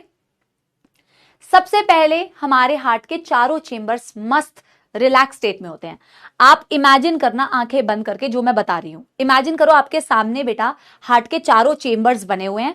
ऊपर वो जो बॉक्स डायग्राम बनाते हैं ना वो वाला, ऊपर दो हैं बेटा एट्रियम छोटे, और नीचे बेटा दो वेंट्रिकल्स है। इमेजिन करना है मैम चारों चेंबर्स बिल्कुल रिलैक्स स्टेट में, यानी कि जॉइंट डायस्टोल वाली स्थिति में है। और ये 0.4 सेकेंड्स के लिए हमारा हार्ट जो है ना जॉइंट डायस्टोल में होता है। और जॉइंट डायस्टोल के वक्त में हार्ट में कौन सी एक्टिविटी हो रही होती है मैम, जॉइंट डायस्टोल के वक्त में मैम हमारी दोनों तरफ की जो एवी वैल्व्स हैं यानी ट्राइकस्पिड और बाइकस्पिड मैम ये खुली हुई होती हैं। और हमारा जो ब्लड है ना मैम वो ऑटोमेटिकली एट्रिया से वेंट्रिकल में आता है, राइट एट्रियम से राइट वेंट्रिकल, लेफ्ट एट्रियम से लेफ्ट वेंट्रिकल। इमेजिन हो पा रहा है बेटा। लेकिन मैम ये पूरा ब्लड नहीं आ पाता एट्रिया से, जो ये ब्लड वेंट्रिकल्स में आता है ना मैम जॉइंट डायस्टोल के वक्त में, ये सिर्फ और सिर्फ 70% ब्लड आता है। हमें चाहिए कि पूरी एट्रिया से जितना मैक्सिमम ब्लड आ सके ना, कंप्लीट फिलिंग हो जाए। जॉइंट डायस्टोल होने के बाद बेटा अगला इवेंट होता है जिसे बोला जाता है atrial systole. Ma'am atrial systole 0.1 second के लिए हुआ और इस वक्त में ना मैम हम एट्रिया को ऐसे स्क्वीज करते हैं, एट्रिया को पिचकाते हैं। जब एट्रिया को पिचकाते हैं तो ब्लड कहां आ जाता है मैम? वेंट्रिकल के अंदर। तो रिमेनिंग जो 30% बचा हुआ ब्लड था अब वो वेंट्रिकल में आ चुका है। अब बेटा मेरा एक कॉन्सेप्ट समझना ध्यान से, ठीक है। अगला इवेंट हम करते हैं, जैसे ही ब्लड पूरा वेंट्रिकल में भर जाता है ना बेटा, अगला इवेंट हम करते हैं वेंट्रिकल का सिस्टोल। अगला इवेंट हम क्या करते हैं? वेंट्रिकल का सिस्टोल। अब बेटा बहुत इंपॉर्टेंट कॉन्सेप्ट, ये तुम्हारी वेंट्रिकल है, ये तुम्हारी अयोटा है। आप खुद सोच के देखो, अगर मैंने इसे पिचका दिया, अगर मैंने इसे पूरा पिचका दिया, जब पिचकाना शुरू किया तब की बात नहीं कर रही हूं, अगर मैंने वेंट्रिकल को पूरा पिचका दिया बेटा और एट्रिया और वेंट्रिकल के बीच में जो वाल्व्स थी उसे बंद नहीं किया, तो क्या दिक्कत आएगी? तो क्या दिक्कत आएगी बच्चों? ब्लड इस साइड में, चाहे भले ही तुम इसे राइट वेंट्रिकल मानो चाहे इसे लेफ्ट वेंट्रिकल मानो, कोई भी वेंट्रिकल को जब तुम पिचकाते हो, और पिचकाने का मतलब सिस्टोल करते हो, अगर इसको पूरा सिस्टोल कर दिया तो ब्लड तो ऊपर चला जाएगा मैम, तो ब्लड तो ऊपर चला जाएगा मैम, एट्रिया में चला जाएगा, बैकफ्लो हो जाएगा मैम। क्या बैकफ्लो होता है? नहीं, कभी बैकफ्लो नहीं होता। राइट वेंट्रिकल से हमेशा ब्लड पल्मोनरी आर्टरी में जाता है और लेफ्ट वेंट्रिकल से हमेशा ब्लड बेटा अयोर्टा में जाता है, कभी बैकफ्लो नहीं होता। क्यों? रीजन जो है बाद में एक्सप्लेन करूंगी, बट जैसे आप वेंट्रिकल को बेटा पूरा कॉन्ट्रैक्ट करोगे ना, उससे पहले तुम्हें एक चीज एंश्योर करनी है कि ऊपर वाले वाल्व्स क्लोज हो जाए। जैसे तुम वेंट्रिकल का सिस्टोल जस्ट स्टार्ट करते हो ना बेटा, तो चलो रीजन भी बताती जाती हूं, तो वेंट्रिकल को आप मुझे आंसर देना ये चीज, जैसे आप वेंट्रिकल को पिचकाना स्टार्ट करोगे वेंट्रिकल का प्रेशर इंक्रीज होगा या डिक्रीज, ये बताओ। जब तुम वेंट्रिकल्स को ऐसे स्क्वीज करते हो तो उसका प्रेशर बढ़ना चाहिए या घटना चाहिए, ये बताओ, ये बताओ। उसका प्रेशर बढ़ना चाहिए या घटना चाहिए, ये बताओ। बढ़ना चाहिए डेफिनेटली मैम। जैसे ही वेंट्रिकल का सिस्टोल जस्ट स्टार्ट होता है ना बेटा, कंप्लीट नहीं, जस्ट स्टार्ट होता है, वेंट्रिकल का प्रेशर बढ़ता है और उसके इंक्रीज इन प्रेशर से सबसे पहले दोनों वाल्व्स धक्के से बंद हो जाएंगी। ये जो वाल्व्स ऐसे थी ना बेटा, इमेजिन करो ये वाल्व्स ऐसे थी, नीचे वेंट्रिकल था, जैसे वेंट्रिकल का प्रेशर जरा सा बढ़ना स्टार्ट हुआ ना, वो प्रेशर से ये वाल्व्स क्लोज हो जाएंगी। ये वाल्व्स ऐसे खुली हुई थी, जैसे वेंट्रिकल को कॉन्टैक्ट करना जो स्टार्ट करते हो, इसका प्रेशर बढ़ता है, धप से ये वाल्व क्लोज हो जाएंगी। इससे फर्स्ट हार्ट साउंड आता है लब। हम यहां पे जब बनाते हैं तो हम कहते हैं यार वेंट्रिकल सिस्टोल, इसका मतलब तो वेंट्रिकल सिस्टोल कर गई, लेकिन करने से जस्ट पहले आपको वाल्व को क्लोज करना पड़ता है, जिससे हार्ट साउंड आता है लब, क्लोजर ऑफ एवी वाल्व। समझे कि नहीं? समझे कि नहीं? Yes everyone, my heart is beating, एक बच्चा कह रहा है यस। कितना अच्छा इमेजिन कर सकते हो बेटा, खुद से इमेजिन कर सकते हो। यानी वेंट्रिकल का सिस्टोल जस्ट स्टार्ट ही हुआ था मैम, पर मैम कहीं बैकफ्लो ना हो जाए, तो वो होने से पहले हमें ये क्लोज करना पड़ेगा, और ये क्लोज हो जाती है, इस साइड में भी क्लोज जाती है तो आवाज आती है लब, इस साइड में भी क्लोज होती है, आवाज आती है लब। अब तुम वेंट्रिकल सिस्टोल कर सकते हो। एक चीज और बताऊं साथ में, हम लिखेंगे आगे, और एक और मैं साइकिल से भी तुम्हें समझाऊंगी, एक और साइकिल से भी मैं तुम्हें समझाऊंगी, बट यहां पे भी मैं समझाऊंगी। जब तुम बेटा और वेंट्रिकल को कांटेक्ट करते हो तो और प्रेशर बढ़ेगा, बोलो हाँ या ना। जब तुम और वेंट्रिकल को कॉन्ट्रैक्ट करोगे, पहले तो तुमने जस्ट कॉन्ट्रैक्ट करना स्टार्ट किया था, तो जैसे ही थोड़ा सा प्रेशर बढ़ा, सबसे पहले तो बेटा ये वाली वाल्व्स क्लोज हो गई, ट्राइकस्पिड और बाइकस्पिड। जब और कॉन्ट्रैक्ट करना स्टार्ट करोगे और प्रेशर बढ़ेगा, और प्रेशर बढ़ेगा तो धक्के से सेमी ल्यूनर वाल्व खुल जाती हैं, एक वाल्व क्लोज होती हैं और एक वाल्व खुल जाती हैं, सेमी ल्यूनर वाल्व्स। और जब सेमी ल्यूनर वाल्व खुलती है ना बेटा, तभी तो इतना प्रेशर था कि ब्लड अयोर्टा में और पल्मोनरी आर्टरी में धक्के से चली जाती हैं। एक एक बात को लिखवाऊंगी, तुम चिंता मत करना, पर समझो। यस, जैसे प्रेशर और बढ़ा तो बेटा धक्के से ये सेमी ल्यूनर खुलेंगी और यहां से भी सेमी ल्यूनर खुलेंगी, ब्लड पल्मोनरी आर्टरी में और ब्लड अयोर्टा में चला जाएगा, हाँ या ना? Yes, very nice. आंखों के सामने पूरा कह रहे हैं हॉरर मूवी की फीलिंग आ रही है। अरे भाई पूरी बेटा मूवी चलनी चाहिए हार्ट की तुम्हारी आंखों के सामने। सब पॉइंट्स लिखेंगे, यानी जब वेंट्रिकुलर सिस्टोल हुआ उसी को शुरू करते हुए जस्ट आपको प्रेशर जस्ट बढ़ा ही था, उससे पहले ही तुम्हारी हार्ट साउंड आती है लब। इन दोनों के बीच में कह सकते हो कि एट्रियल सिस्टोल हुआ और वेंट्रिकल सिस्टोल हुआ, उन दोनों के बीच में तुम्हें फर्स्ट हार्ट साउंड आती है लब। ठीक है जी। सेमील्यूनर वेल्व्स खुल जाते हैं, ब्लड बेटा कहां चला जाता है, अयोटा में, ब्लड कहां चला जाता है, पल्मोनरी आर्टरी में। ठीक है, ये वाला पॉइंट, प्रेशर वाला पॉइंट हम आगे लिखेंगे। अब बेटा सुनो आगे, अब आगे सुनो। अब बेटा तुम्हारा ये हुआ वेंट्रिकुलर सिस्टोल। वेंट्रिकुलर सिस्टोल जैसे हो जाता है, तुम्हारी अयोटा में ब्लड चला गया। अब तुम मुझे आंसर देना, तुम्हारी इस साइड से ब्लड अयोटा में चला गया और इस साइड से ब्लड चला गया पल्मोनरी आर्टरी में। अब वेंट्रिकल्स कंपैरेटिवली हल्के हैं, अब वेंट्रिकल्स कंपैरेटिवली खाली हैं। कंपैरेटिवली, हार्ट कभी भी पूरा खाली नहीं होता है। अब वेंट्रिकल बेटा कंपैरेटिवली खाली हैं, है ना। अब वेंट्रिकल्स बेटा अगर तुम यहां से कंपेयर करोगे, वेंट्रिकल अब रिलैक्स कर रहे हैं, एट्रिया भी रिलैक्स कर रही है, वेंट्रिकल भी रिलैक्स कर रहे हैं। वेंट्रिकल का प्रेशर अब क्या हुआ, वेंट्रिकल का प्रेशर घटा, घटा या नहीं, जल्दी बताओ। वेंट्रिकल का प्रेशर घटा या नहीं बेटा। जब वेंट्रिकल में ब्लड था तो तुमने उसको कॉन्ट्रैक्ट करना शुरू किया, कॉन्ट्रैक्ट करना शुरू किया तो प्रेशर बढ़ रहा था। जब थोड़ा सा प्रेशर बढ़ा तो सबसे पहले ट्राइकस्पिड और बाइकस्पिड बंद हो गई ताकि पीछे की तरफ ब्लड ना चला जाए। जब और कॉन्ट्रैक्ट किया तो सेमील्यूनर वेल्व धक्के से खुल गई, सेमील्यूनर वेल्व खुल गई तो ब्लड बेटा उनके अंदर चला गया। जैसे ही ब्लड उनके अंदर चला गया, वेंट्रिकल का प्रेशर शांत हो गया। जैसे ही वेंट्रिकल का प्रेशर घटता है ना बेटा, तो घटने से सबसे पहले आपकी सेमील्यूनर वेल्व क्लोज होती हैं ताकि ब्लड वापस से पीछे ना आए। आपने देखो ना बेटा, वेंट्रिकल सिस्टोल करके यहां पे ब्लड अयोर्टा में भेज दिया, यहां ब्लड पल्मोनरी आर्टरी में भेज दिया, लेकिन अब यहां से भी तो ब्लड उल्टी दिशा में पीछे आ सकता है ना बेटा। अयोर्टा से भी तो पीछे वापस से वेंट्रिकल में आ सकता है, पल्मोनरी आर्टरी से भी वापस पीछे आ सकता है, बट ऐसा नहीं होता। क्यों? क्योंकि जब तुम उनके अंदर ब्लड को भेजते हो तो वेंट्रिकल का प्रेशर डिक्लाइन करता है, और जब वेंट्रिकल का प्रेशर डिक्लाइन करता है ना, उस डिक्लाइन इन प्रेशर से बेटा सबसे पहले तुम्हारी सेमील्यूनर क्लोज हो जाती हैं। आपके अयोर्टा की सेमील्यूनर वेल्व, आपके पल्मोनरी आर्टरी की सेमील्यूनर वेल्व, जिसे बोला जाता है the second heart sound dub, जिसे बोला जाता है डब। यानी कि जैसे ही वेंट्रिकल सिस्टोल कर गई, ब्लड तुम्हारे अयोर्टा में चली गई, ब्लड तुम्हारे पल्मोनरी आर्टरी में चली गई, उसी के तुरंत बाद बेटा ये वेल्व क्लोज हो जाती है, क्योंकि वेंट्रिकल का प्रेशर घट गया। हार्ट साउंड आता है dub. This is the closure of SL valve. Lub and dub. This is the heart sound. Lub dub, lub dub, lub dub, lub dub. एक कार्डियक साइकिल में एक लब डब, एक कार्डियक साइकिल में एक लब डब। जितनी कार्डियक साइकिल चलाओगे उतनी लब डब होगी।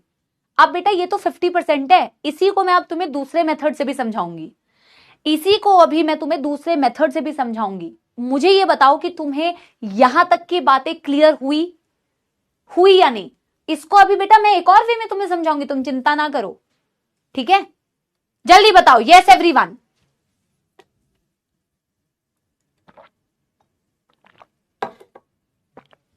यस, और लिख लिया। अभी तुम पेशेंस रखो, अभी सारी चीजें वापस से।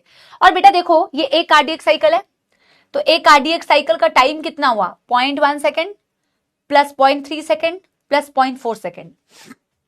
एक कार्डियक साइकिल में एक एट्रियल सिस्टोल आया, एक वेंट्रिकुलर सिस्टोल आया, एक जॉइंट डायस्टोल आया, टोटल हुआ 0.8 सेकेंड। अगर आपको कुछ भी एक दो चीजें नोट करनी है आप नोट करो। अब मैं इसे एक्चुअल में साइकिल बना के तुम्हें समझाऊंगी, अब मैं तुम्हें एक्चुअल में इसे साइकिल बना के समझाऊंगी, ठीक है। और जो जो पॉइंट्स मैंने तुम्हें प्रेशर से रिलेटेड बताए वो वापस से तुम्हें लिखवाऊंगी, और फिर तुम्हें वापस से एक बारी डायग्राम से समझाऊंगी, ठीक है। और फिर एनसीईआरटी की रीडिंग करेंगे। डन, कोई नोट क्लियर? चलो चलो, बहुत ही बढ़िया। अब मैं क्या करती हूं, इसी को बेटा एक और मेथड से तुम्हें समझाऊंगी। देखो,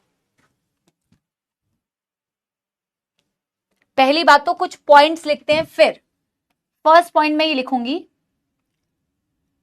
वन कार्डियक साइकिल, एक कार्डियक साइकिल जिसे बेटा शॉर्ट में 1cc, कार्डियक साइकिल को ऐसे लिख सकते हैं 1cc, ठीक है, is equal to 0.8 seconds is equal to 1 lub dub is equal to 1 heart beat. कोई तकलीफ इसको समझने में? वेरी गुड अक्षरा बेटा, वेरी गुड। नहीं नहीं, लैंडस्केप में करने की जरूरत नहीं है, लैंडस्केप में बिल्कुल करने की जरूरत नहीं है, नॉर्मल कर लो। ठीक है, ठीक है मैम, ये कार्डियक साइकिल की बात तो आपने बता दी।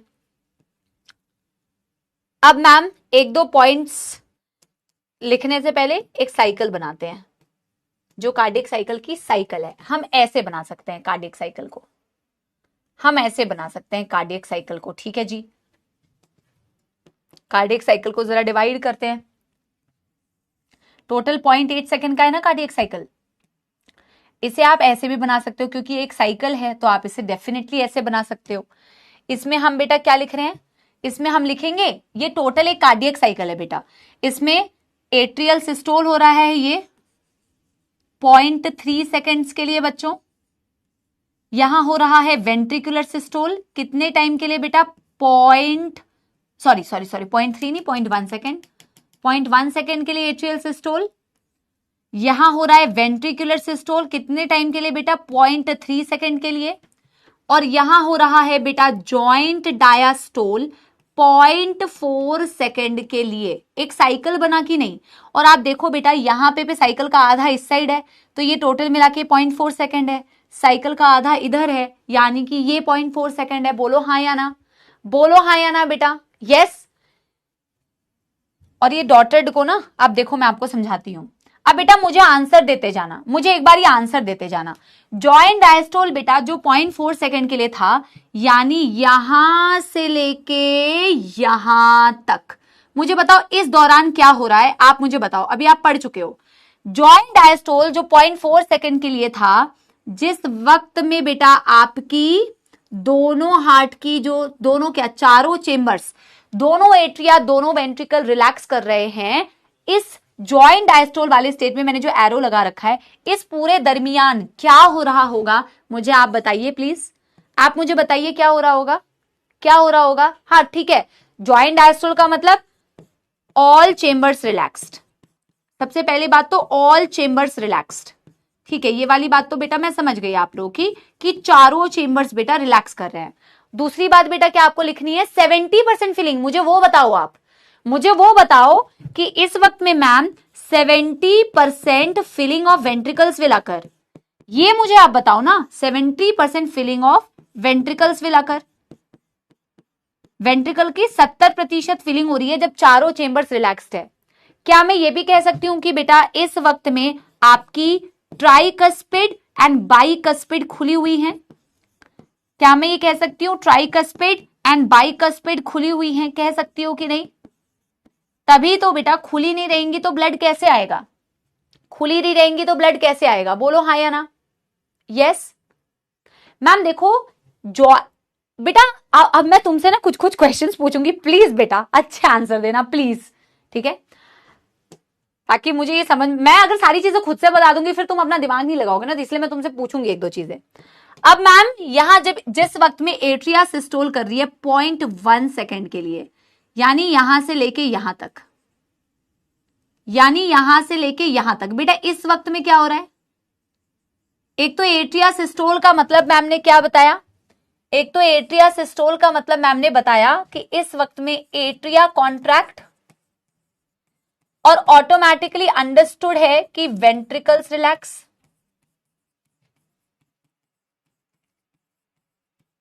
इस वक्त में क्या हो रहा है मैम? वेरी गुड यार, वेरी गुड। देखो सारे पॉइंट्स तुम खुद ही बताओगे। Remaining 30% blood in ventricle,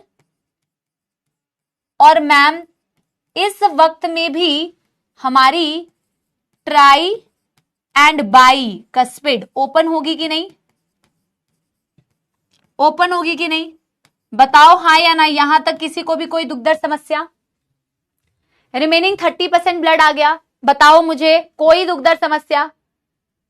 yes. अब मैम देखो ब्लड एट्रिया सिस्टोल करते ही वेंट्रिकल्स में आ चुकी है, बट मैं इससे पहले कि वेंट्रिकल को कॉन्ट्रैक्ट पूरा कर जाऊं, हालांकि बेटा देखो वैल्व का क्लोज होना वेंट्रिकल्स पे ही डिपेंड करता है, क्योंकि जब तक वेंट्रिकल सिस्टोल करना स्टार्ट नहीं करती है ना बेटा, तब तक वेंट्रिकल का प्रेशर नहीं बढ़ता है। जरा सा उसका प्रेशर बढ़ते ही वैल्व्स क्लोज होती है, लेकिन उसके कॉन्ट्रैक्शन से पहले क्लोज होती है, याद रखना है ना। उसके कॉन्ट्रैक्शन के लिए वेंट्रिकल का सिस्टोल स्टार्ट होना जरूरी है। लेकिन मैम इस वाले पॉइंट पर इधर, इसलिए मैंने दोनों के जंक्शन में लगा रखा है, एट्रियल सिस्टोल और वेंट्रिकुलर सिस्टोल के बीच में। मैम इस जगह पे, इस पर्टिकुलर जगह पे होती है फर्स्ट हार्ट साउंड लब। ये आती है due to closure of ma'am tricuspid and bicuspid valves. Tricuspid, yes Rajendran, tricuspid and bicuspid valve. ये क्लोज भी इसीलिए होती है क्योंकि वेंट्रिकल कॉन्ट्रैक्ट करना चालू करती है। अगर बेटा उनका प्रेशर नहीं बढ़ता ना तो ये वाल्व्स क्लोज नहीं होती। जरा सा प्रेशर बढ़ा, पहले वाल्व्स क्लोज हुई, ट्राइकस्पिड बाइकस्पिड, और फिर और प्रेशर बढ़ेगा तो क्या होगा बच्चों, और प्रेशर बढ़ेगा तो क्या होगा, सेमील्यूनर खुल जाएंगी। एक वाल्व क्लोज होती है, एक वाल्व ओपन होती है जब वेंट्रिकल का प्रेशर बढ़ता है। और इन द सेम वे जब वेंट्रिकल का प्रेशर घटता है ना बेटा, तो भी एक वाल्व क्लोज होती है, एक वाल्व ओपन होती है। बता रही हूं, देखो। यस, ये लब कैसे आया बेटा, ये लब आया due to closure of AV valve, tricuspid bicuspid. इसके बारे में मैं यहां पे लिख भी दे रही हूं बेटा, स्टार मार्क करना, ये एनसीईआरटी की लाइन है। As the ventricles start to contract, ventricle pressure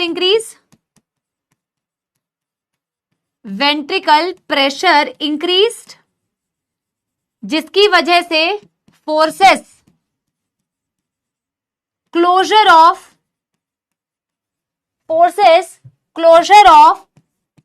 AV valve, further increase in pressure during ventricular systole,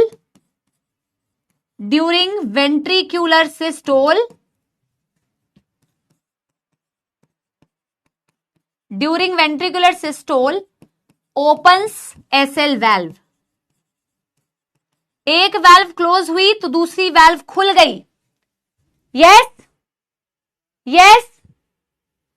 और बेटा देखो मैंने बोला जैसे ही वेंट्रिकल स्टार्ट हुई कॉन्ट्रैक्ट करना, जस्ट स्टार्ट हुई तो लब हार्ट साउंड आया, फर्दर और कॉन्ट्रैक्ट कर रही है वेंट्रिकल। इस टाइम ड्यूरेशन में क्या हो रहा है, यहां से लेके यहां तक क्या हो रहा है प्यारे बच्चों, यहां से लेके यहां तक, जिस वक्त में तुम वेंट्रिकुलर सिस्टोल बोल रहे हो, इस वक्त में क्या हो रहा है मैम, इस वक्त में सबसे पहले तो बेटा ये क्लोज हो गई, एसएल वाल्व ओपन हो गई, एसएल ओपन हुई थी, एवी क्लोज हुई थी इससे जस्ट पहले, है ना। ये तो मैंने ऊपर पॉइंट लिख दिया है। जब एसएल ओपन हुई थी तो ब्लड कहां गया, आयोटा एंड पल्मोनरी आर्टरी। बताइए मुझे यस एवरीवन,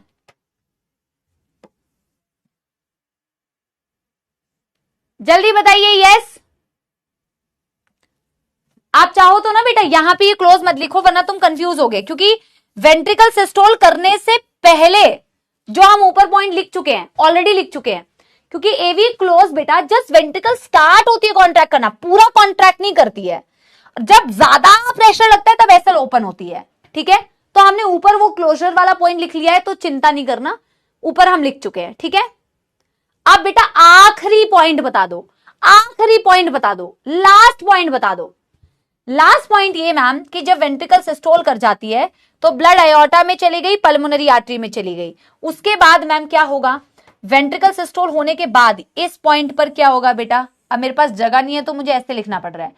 अब इस पॉइंट पर क्या होगा मैम, वेंट्रिकल सिस्टोल कर गई, ब्लड आयोटा में चला गया, पल्मोनरी आर्टरी में चला गया। अब सेकंड हार्ट साउंड आता है डब। क्यों आया ये सेकंड हार्ट साउंड, इसकी कॉन्सेप्ट को थोड़ा यहां लिख देते हैं। सेकेंड हार्ट साउंड आता है बेटा after ventricular systole. Ventricle systole से पहले आया लब, वेंट्रिकल सिस्टोल के बाद आया डब। और ये डब जो आया बेटा, ये डब जो आया, ये आया क्यों? कॉन्सेप्ट समझो। ये तुम्हें ये तो पता है कि it is closure of SL valve, ये तो तुम्हें पता है। कॉन्सेप्ट क्या बताया मैम ने? कॉन्सेप्ट ये बताया कि जैसे ही ब्लड आपके पल्मोनरी आर्टरी और आयोटा में चला जाता है तो वेंट्रिकल्स खाली हो गई, कंपैरेटिवली खाली हो गई पहले से, तो वेंट्रिकल्स का प्रेशर घट गया मैम। और वेंट्रिकल्स के प्रेशर घटने की वजह से सबसे पहले एसएल वाल्व को क्लोज किया जाता है, ताकि बेटा ब्लड, अगर यहां प्रेशर घट जाएगा तो ऊपर में सारा ब्लड था, ऊपर से ब्लड नीचे आ जाएगा बेटा, इसीलिए एसएल वाल्व को सबसे पहले क्लोज करते हैं। और फर्दर और डिक्लाइन जब करता है प्रेशर, तो बेटा ऊपर की जो ट्राइकस्पिड और बाइकस्पिड है वो भी ओपन हो जाती है। यहां प्रेशर घटा हुआ है, लेकिन एट्रिया तो कॉन्स्टेंटली ब्लड से भर रही है ना बेटा, सुपीरियर वीना केवा, इंफीरियर वीना केवा, यहां से पल्मोनरी वेन, यहां का तो ब्लड तुमने पल्मोनरी आर्टरी आयोटा में भेज दिया। यहां का प्रेशर जब और बिल्कुल घटा हुआ है तो ऊपर एट्रिया से भी तो ब्लड नीचे की तरफ आना है, तो जब और डिक्लाइन इन प्रेशर होता है उसकी वजह से ट्राइकस्पिड और बाइकस्पिड खुल जाती हैं, समझे? Yes, closure of SL valve, इसका रीजन मैं यहां पे लिखती हूं, as pressure decreases in ventricle, in ventricle first SL close. बेटा हमेशा याद रखो, चाहे प्रेशर बढ़े चाहे प्रेशर घटे, पहले वाल्व्स का क्लोजर होता है, फिर वाल्व्स दूसरी वाली ओपन होती है। और यहां पे जो चीज हो रही है एग्जैक्टली अपोजिट चीज यहां पे हो रही है। यहां पे जो वाल्व्स खुल रही है वहां वो यहां बंद होंगी, जो यहां खुल रही होंगी वो यहां बंद हो रही होंगी, ठीक है?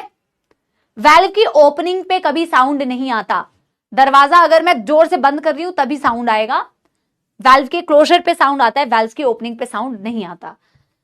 First SL valve close and further decline in pressure, and further decline in pressure opens AV valve। इसी कारण से तो बेटा अब तुम देखो, खुद ही देखो ना, इसी कारण से तो बेटा, क्योंकि तुम्हारी अब AV valve खुल चुकी है, इसीलिए तो हम बोलते हैं कि ट्राइकस्पिड और बाइकस्पिड खुली हुई है तुम्हारे जॉइंट डायस्टोल के वक्त में। इसीलिए तो हम कहते हैं बेटा कि तुम्हारी जॉइंट डायस्टोल के वक्त में एवी वाल्व खुली हुई है, इसीलिए तो कहते हैं, हाँ या ना? अब 2-4 सवाल पूछूंगी मैं तुमसे, फिर मैं एनसीईआरटी की रीडिंग कराऊंगी।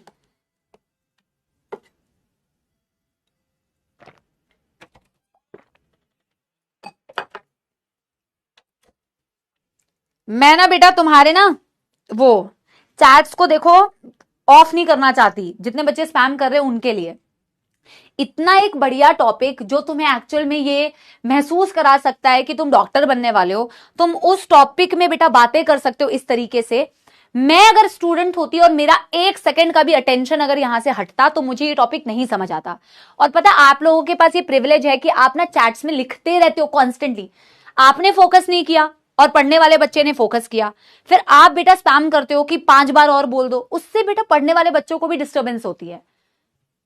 ऐसे टॉपिक पे तुम मेहनत नहीं कर रहे हो और ऐसे टॉपिक को तुम इच्छा से नहीं पढ़ रहे हो, तो बड़ा दुख होता है कि तुम आगे यही सारी चीजें पढ़ोगे मेडिकल कॉलेज में और तुम इन चीजों को बेटा अटेंशन से नहीं पढ़ रहे हो।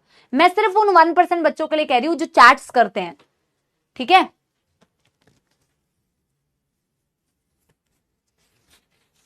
अब बेटा देखो, इससे रिलेटेड 2-4 क्वेश्चंस पूछूंगी, एनसीईआरटी की रीडिंग कराऊंगी, तो आपको एक और बार रिवाइज हो जाएगा, क्योंकि जब एनसीईआरटी की रीडिंग कराऊंगी तो तुम्हें रिवीजन हो जाएगा। अगर बेटा आप लोगों ने डन कर लिया है तो थम्स अप या बेटा हार्ट बना देना, थम्स अप या हार्ट बना देना। चलो जल्दी बताओ। यस एवरीवन,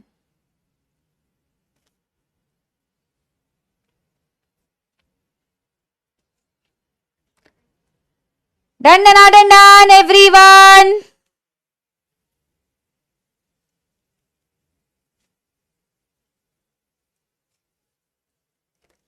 पक्की बात? चलो पहला सवाल मेरा आप लोगों के लिए है इसी डायग्राम से। The ventricles are relaxed for how many seconds?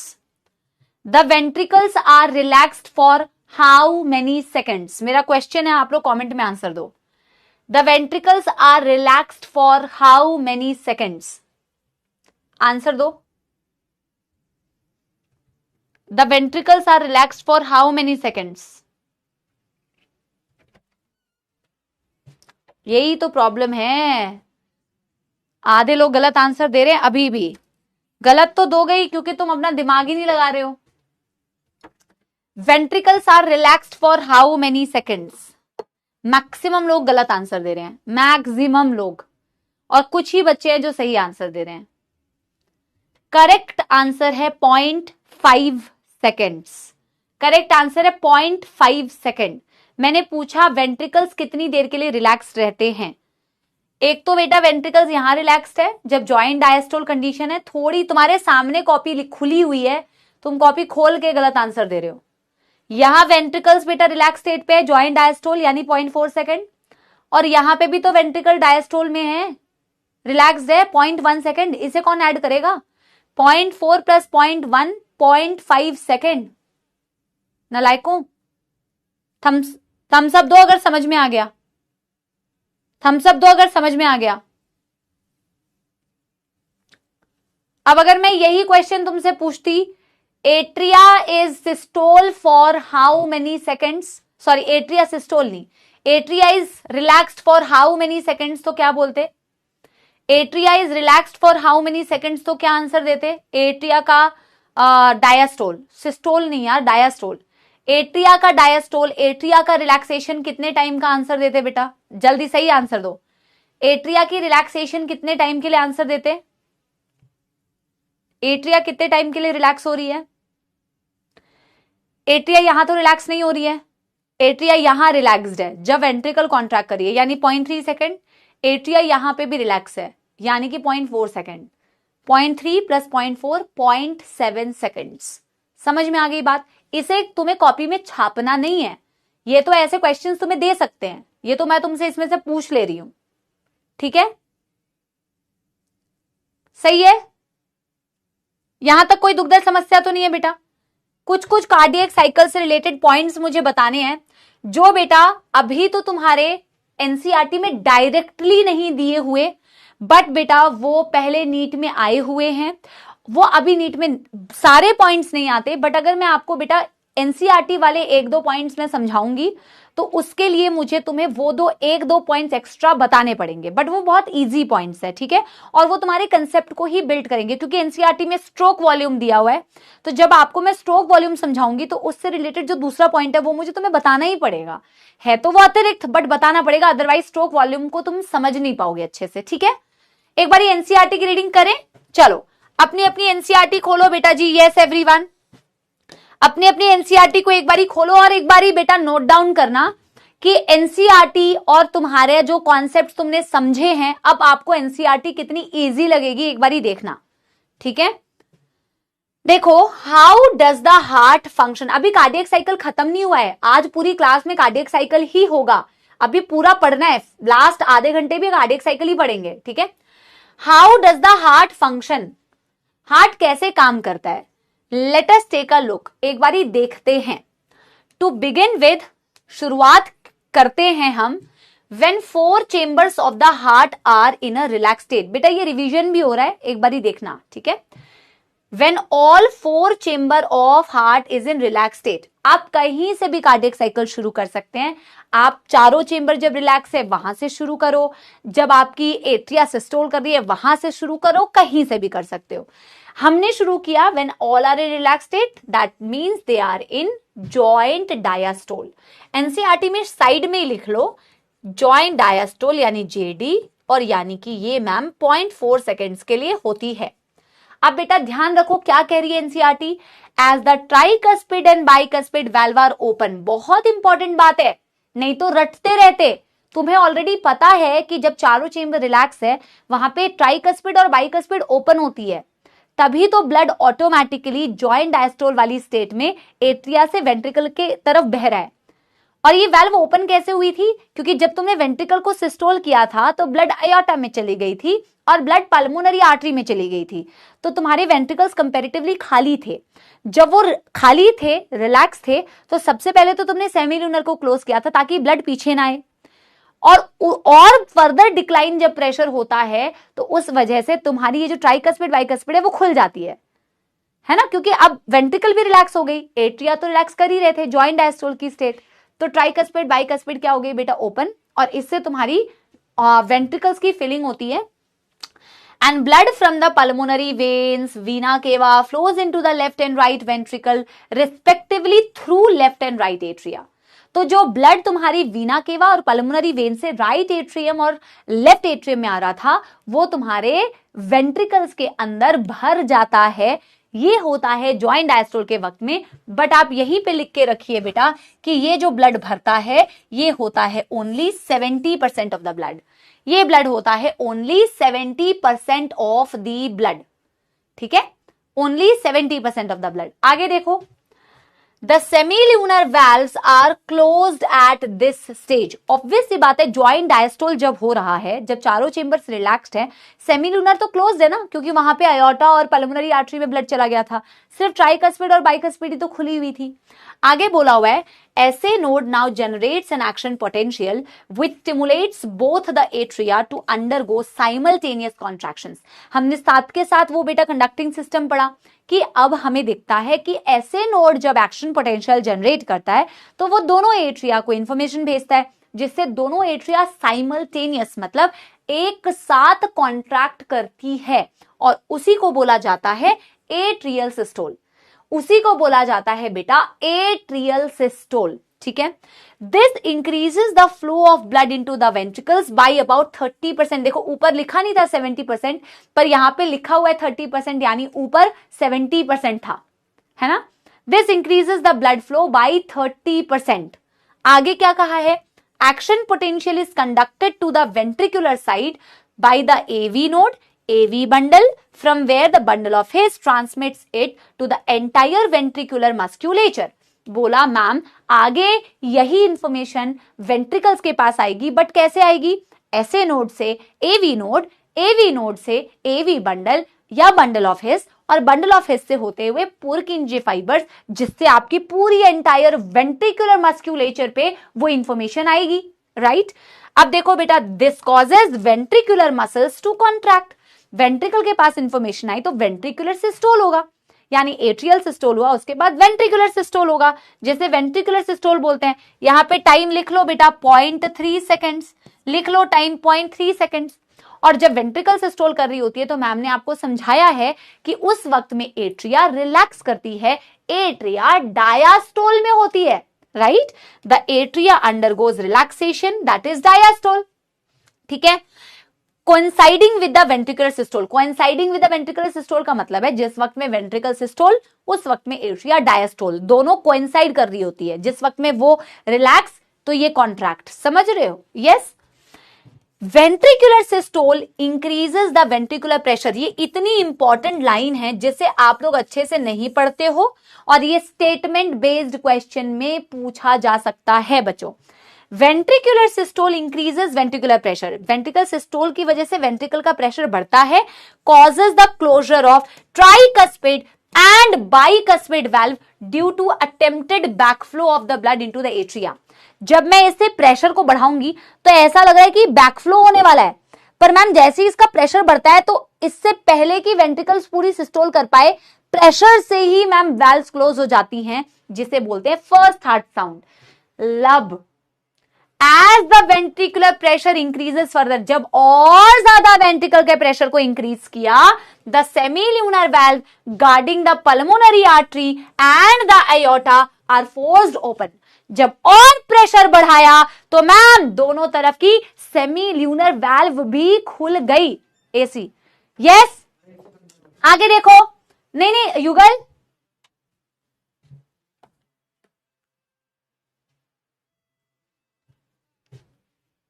allowing the blood in the ventricles to flow, बंद नहीं करना है, 24-25 कर दो, ठीक है।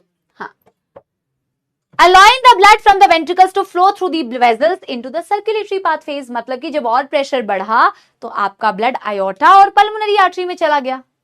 समझ गए? Yes everyone. अब बेटा again a very very important line, very very important line देखो, नाउ वेंट्रिकल्स रिलैक्स, जिसे वेंट्रिकुलर डायस्टोल बोल रहे हो।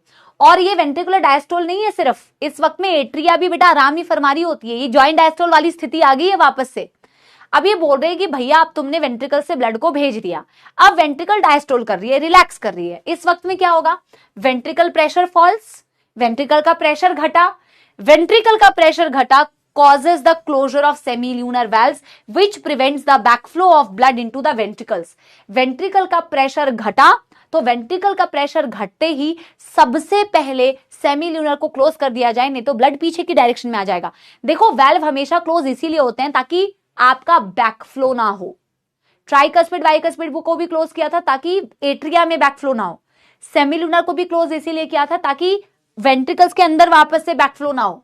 ठीक है, अब as the ventricular pressure declines further, और डिक्लाइन करेगा तो tricuspid and bicuspid valves are pushed open by the pressure of the atria exerted by the blood which was being emptied into them by the veins। Ma'am और pressure decline करा तो ऊपर के tricuspid bicuspid को open होना पड़ा। बेटा आप अपने आंख के आगे इमेजिन करो ना यार, ऊपर एट्रिया के अंदर तो ब्लड कंटिन्यूअसली भर रहा है पल्मोनरी वेन से और वीना केवा से, नीचे का वेंट्रिकल्स का प्रेशर घटा हुआ है मैम, तो धक्के से ये वाली खुलेंगी ना मैम, क्योंकि ऊपर तो प्रेशर बढ़ रहा है, नीचे का प्रेशर तो है ही नहीं, तो धक्के से तो खुलेंगी ना भाई। फर्दर और डिक्लाइन इन प्रेशर से ट्राइकस्पिड बाइकस्पिड ओपन हो जाएंगी, ब्लड आपके यहां पे आ जाएगा। ठीक है, the blood now once again moves freely into the ventricle. फिर जॉइंट डायस्टोल वाली कंडीशन होगी, फ्रीली मूव कर रहा है। Ventricles and atria are now again in a relax joint diastole state as earlier. Again, SA node generates a new action potential and the event described above is repeated in sequence and the process continues। Ma'am फिर से joint diastole, फिर से SA node impulse generate करेगी और ये process बेटा repeat repeat repeat होता रहेगा। समझे कि नहीं? जल्दी बताओ, पहले बताओ एनसीईआरटी की यहां तक की रीडिंग आपको समझ में आई कि नहीं? और यही हम कहते हैं कि the sequential events in the heart which is cyclically repeated is called as cardiac cycle। यही sequential events जो होते हैं इसी को cardiac cycle बोलते हैं, जिसमें सिस्टोल एंड डायस्टोल होता है एट्रिया और वेंट्रिकल्स का। बोला as mentioned earlier heart beat 72 times per minute। अब मैं आपको ये वाला पूरा समझाती हूं, ये भी बहुत कंसेप्चुअल टॉपिक है भाई, इसको पूरा पढ़ाऊंगी तब तुम्हारा कार्डियक साइकिल खत्म होगा, इसको पूरा पढ़ाऊंगी तभी तुम्हारा कार्डियक साइकिल खत्म होगा। अब बेटा कुछ कुछ चीजें और बची हुई हैं उसको नोट करते हैं जरा। करें फिर? यस एवरीवन, करें फिर, शुरू करें। धन्यवाद बच्चों, थैंक यू बच्चों। मुझे ये टॉपिक पढ़ाने में एक्चुअल में बहुत मजा आता है, और अगर तुम सामने बैठे होते ना तो 2-4 शायद बच्चे थप्पड़ भी सर पे बजा देती। मैं सर पे तो बजा ही सकती हूँ ना बेटा, इसमें कोई वायलेंस नहीं होता है ना। तो प्रैक्टिकली पढ़ रहे होते ना तो और मजे से, कोई ऐसे ऐसे टॉपिक्स नहीं होते जिसमें आप भी एकदम घुस जाते हो। This is one of such topics, it's a beautiful topic. पर बेटा देखो सच्चाई जीवन की ये है, आपको वही चीजें अच्छी लगती है जो आप समझ जाते हो, जो आपको समझ में नहीं आती वो आपको हमेशा खराब लगती है, उसमें आपको हमेशा मौत आएगी। समझ आ गया तो मजे आते हैं क्वेश्चंस करने में भी, समझ नहीं आया तो मौत आती है। ठीक है, यही वाली बात है। एनीवे बेटा कार्डियक साइकिल से रिलेटेड 1-2 पॉइंट्स और करते हैं। बेटा हमने बोला अब इंपॉर्टेंट पॉइंट्स करके कुछ नोट कर लेते हैं, ऐसे डाल लो heading important points. Important points करके बेटा ऐसे करके लिख लो। ठीक है, सबसे पहले हमें पता है कि हार्ट हमारा जो बीट करता है, हार्ट बीट करता है वो करता है मैम 72 बीट्स इन 1 मिनट। 72 बीट्स इन 1 मिनट या पर मिनट। और बेटा यहां से भी तुम निकाल सकते हो कि हमारी कार्डियक साइकिल 0.8 सेकेंड्स क्यों आती है। ठीक है, अगर आप देखोगे हम कह रहे हैं कि हमारी हार्ट 72 टाइम्स बीट करती है 1 मिनट में। 1 मिनट का मतलब होता है 60 सेकेंड्स में। और इसी से हम समझते हैं कि अगर मेरे को एक बीट का टाइम ड्यूरेशन निकालना है, अगर मुझे एक बीट का टाइम ड्यूरेशन निकालना है तो मैं 60/72 कर दूंगी और इसकी वैल्यू आएगी 0.8 सेकेंड। और इसीलिए तो बेटा तुम कहते हो कि एक बीट, एक लबडब इज एक बीट, एक बीट का मतलब होता है 1 cardiac cycle is equal to 0.8 second. इसीलिए तो कहते हो बेटा। अरे भाई कौन कर रहा है हमको फोन, कृपया करके हमको फोन ना करें। समझ आई बात, समझ आई बात? यस। अब बेटा जी कुछ कुछ पॉइंट्स और पढ़ने हैं। पहले मैं वो पॉइंट्स लिखवा देती हूं, फिर मैं डायग्राम से समझाऊंगी। अगेन बहुत मजेदार, वेरी वेरी मजेदार चीज बताने वाली हूं, ठीक है। एक फॉर्मूला है बेटा, वेरी इंपॉर्टेंट क्वेश्चन आता है इस स्लाइड से बेटा, क्वेश्चंस आने की बहुत ज्यादा संभावना है, तो इसको ध्यान से देखिएगा, ठीक है। एक वर्ड होता है कार्डियक आउटपुट। कार्डियक आउटपुट को डिफाइन किया जाता है बेटा, cardiac output is equal to stroke volume into heart rate,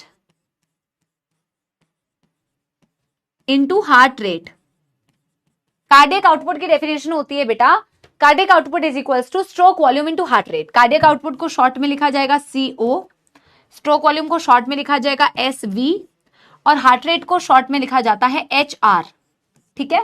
yes yes. Cardiac output को बेटा डिफाइन किया जाता है। अब बेटा बिल्कुल ध्यान से एक एक चीज की डेफिनेशन समझना। कार्डियक आउटपुट को डिफाइन किया जाता है बेटा, द अमाउंट ऑफ ब्लड, एक शब्द इधर उधर हुआ ना बेटा तो डेफिनेशन गलत हो जाएगी। Amount of blood pumped by ventricle,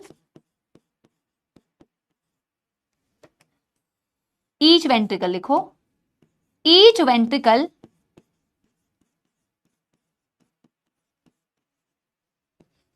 पर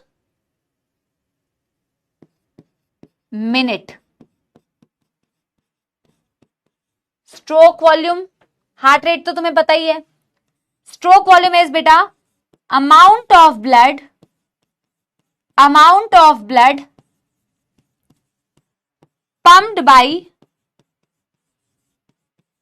pumped by each ventricle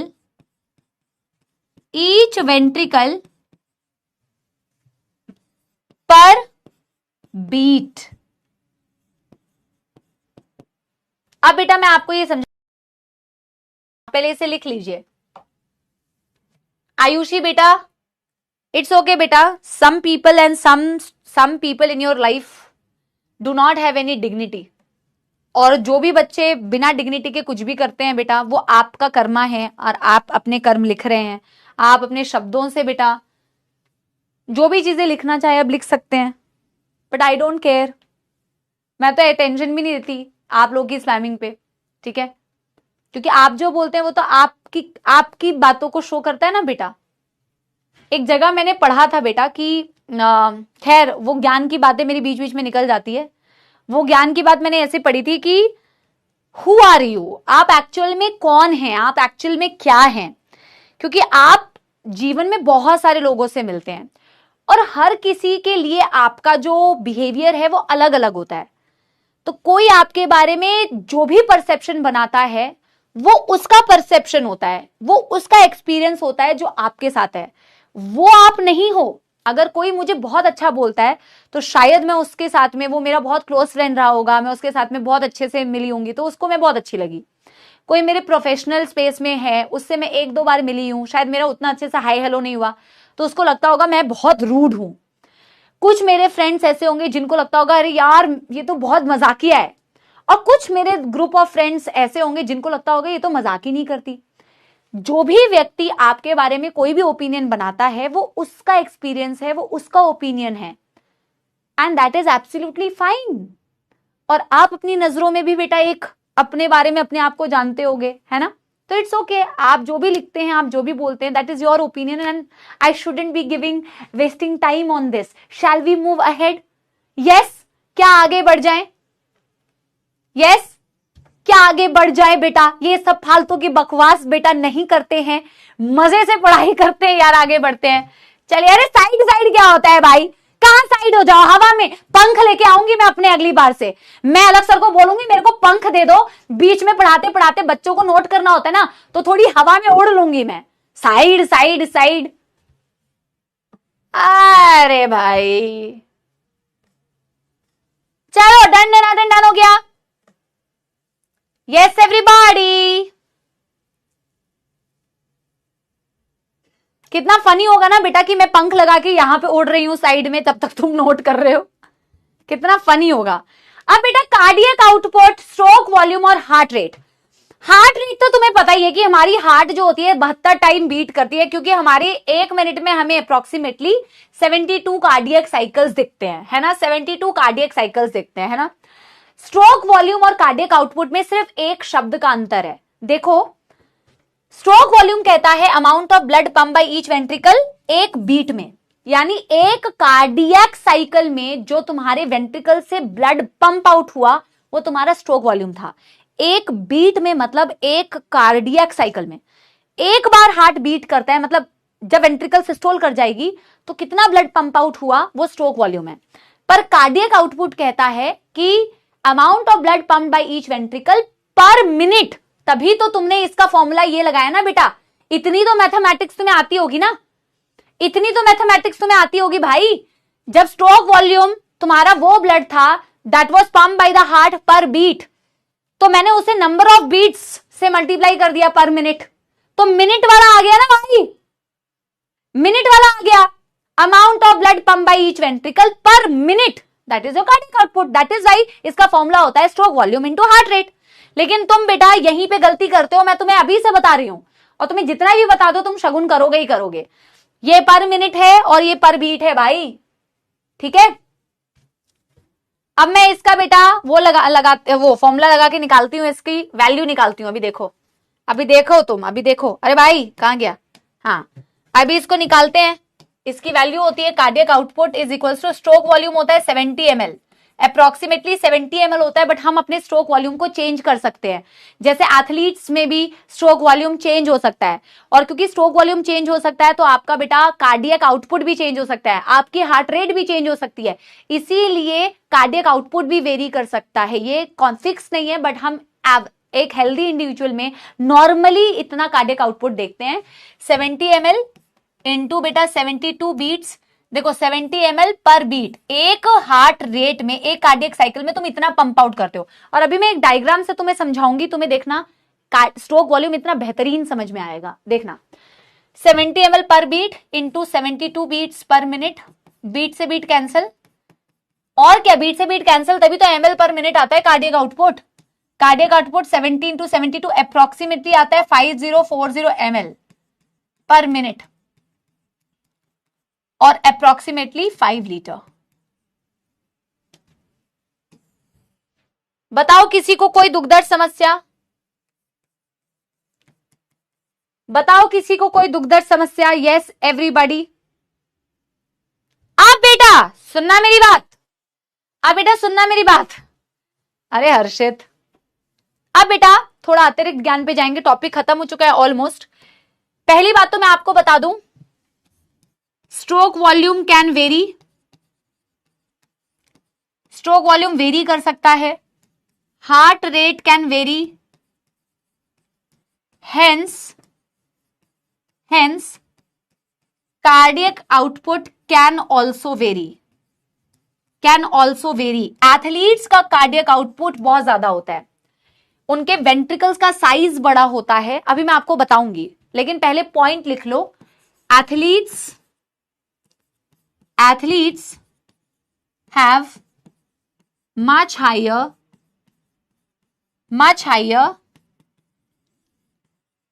cardiac output. It can be even 5 times more than a normal man.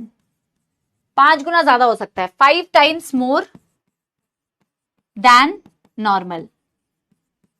अब मैं आपको बेटा अतिरिक्त ज्ञान वाला थोड़ा 1-2 पॉइंट्स बता देती हूं, फिर एनसीईआरटी से रीड कर लेते हैं, फिर हमारा बेटा डन हो जाएगा, ठीक है।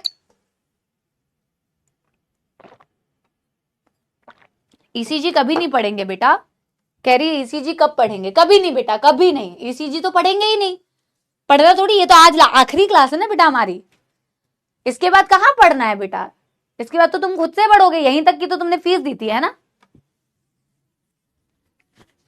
हाँ, 5 times मोर एथलीट्स, इसीलिए मोस्ट ऑफ द एथलीट्स का दिल बहुत बड़ा होता है। Yes, their size of the ventricles is more बेटा, yes.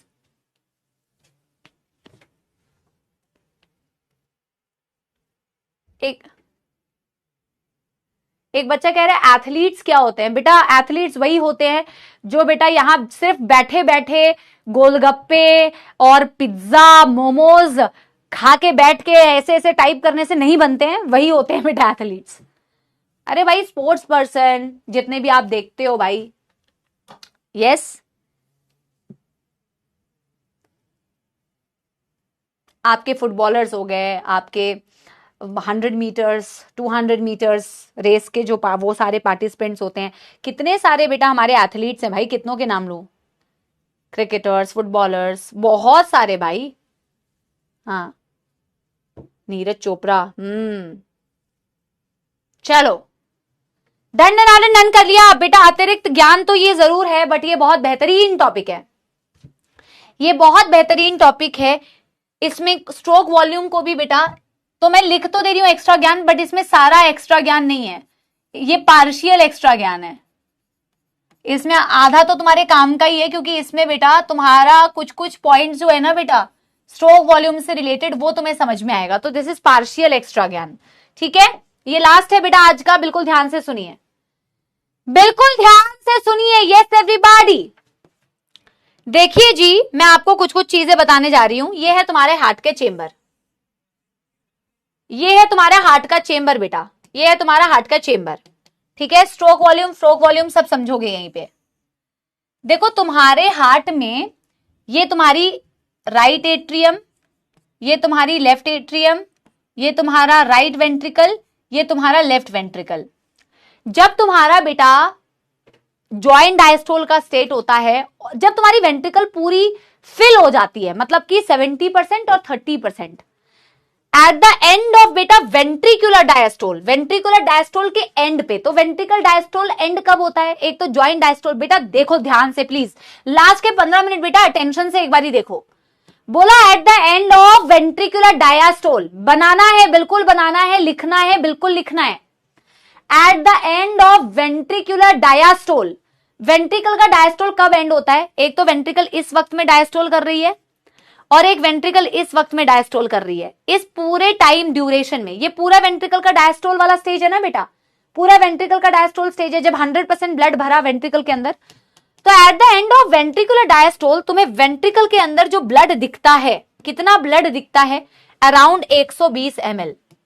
Eight the end of ventricular diastole तुम्हें वेंट्रिकल के अंदर जो ब्लड भरा हुआ दिखा, उस ब्लड को तुम बोलते हो एंड डायस्टोलिक वॉल्यूम। एंड मतलब वेंट्रिकल के डायस्टोल के एंड में, समझ रहे हो? ये वैल्यू कितनी है बेटा? अभी मैं पहले लिखती हूं, EDV का मतलब होता है and diastolic volume, and diastolic volume, this is EDV। मतलब क्या है ma'am?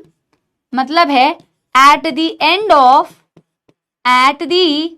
Of ventricular diastole, eight the end of ventricular diastole, ventricle के डायस्टोल के एंड पे, यानी कि बेटा 0.4 + 0.1 है ना, eight the end of ventricular diastole, amount of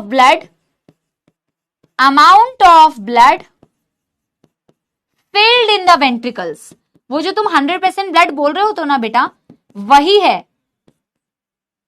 ये एंड डायस्टोलिक वॉल्यूम, जो तुम बोल रहे हो ना कि तुम्हारी वेंट्रिकल्स में 100% ब्लड आ गया, यही होता है एंड डायस्टोलिक वॉल्यूम।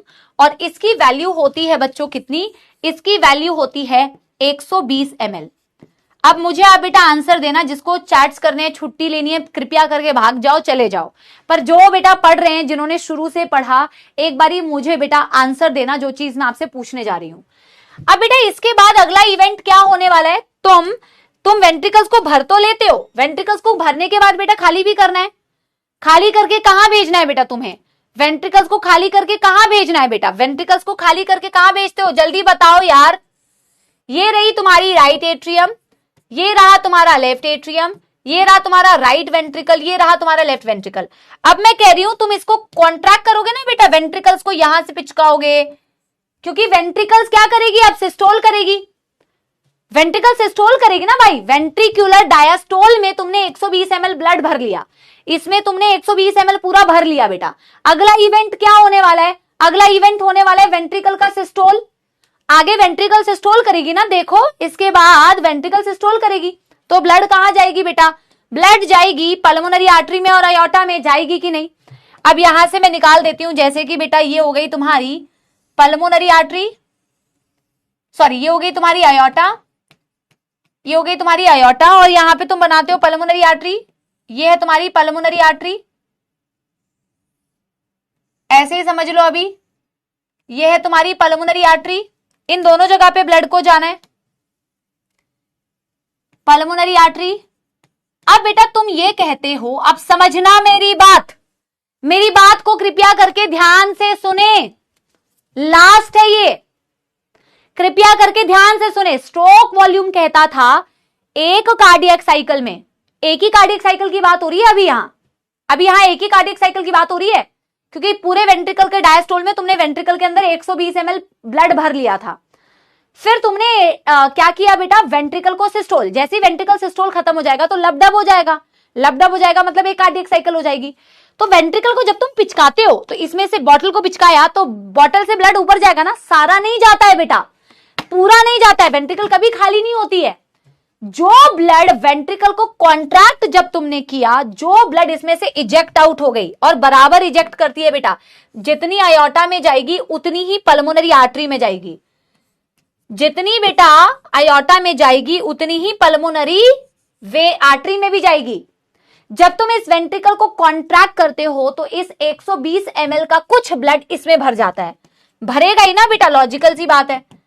जो ब्लड बेटा इसमें भर के निकल जाता है उसी को तुम स्ट्रोक वॉल्यूम बोलते हो, उसी को तो स्ट्रोक वॉल्यूम बोलते हो, उसी को तो स्ट्रोक वॉल्यूम बोलते हो। तुमने वेंट्रिकल्स को किया सिस्टोल, वेंट्रिकल्स को किया कॉन्ट्रैक्ट वेंट्रिकल्स, और जैसे ही वेंट्रिकल को कॉन्ट्रैक्ट किया, amount of blood ejected bye each ventricle,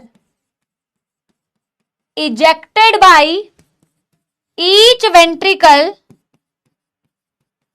इसी को तो तुमने क्या बोला था बेटा? स्ट्रोक वॉल्यूम, SV, इसी को बोला 70 ml। इस 70 ml होता है तुम्हारा stroke volume.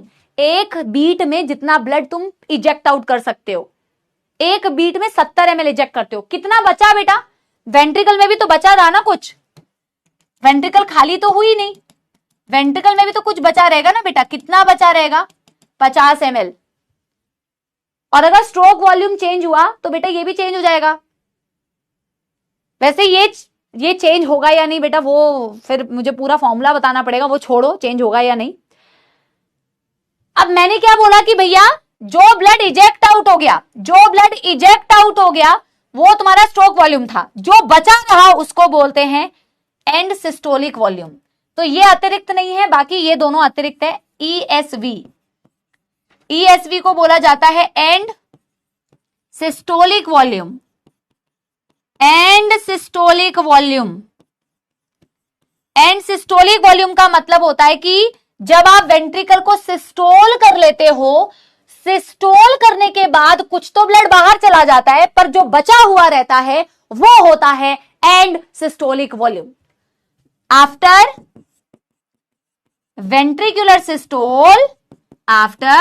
ventricular systole, the amount of blood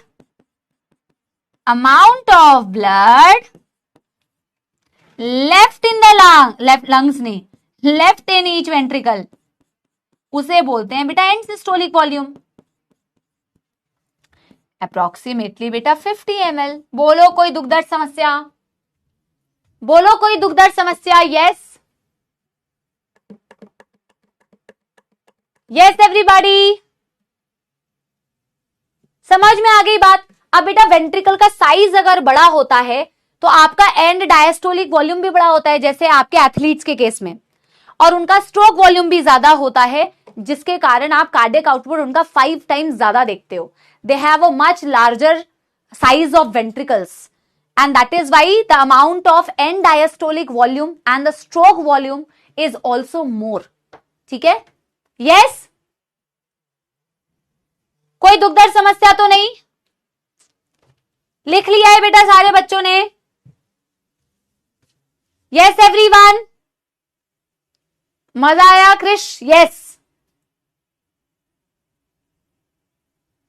This is not in NCERT. This is not in NCERT. This is not in NCERT. But this is in NCERT. और इसको समझाने के लिए मैंने इस डायग्राम का इस्तेमाल किया, तो आई होप बेटा तुम समझ पाए।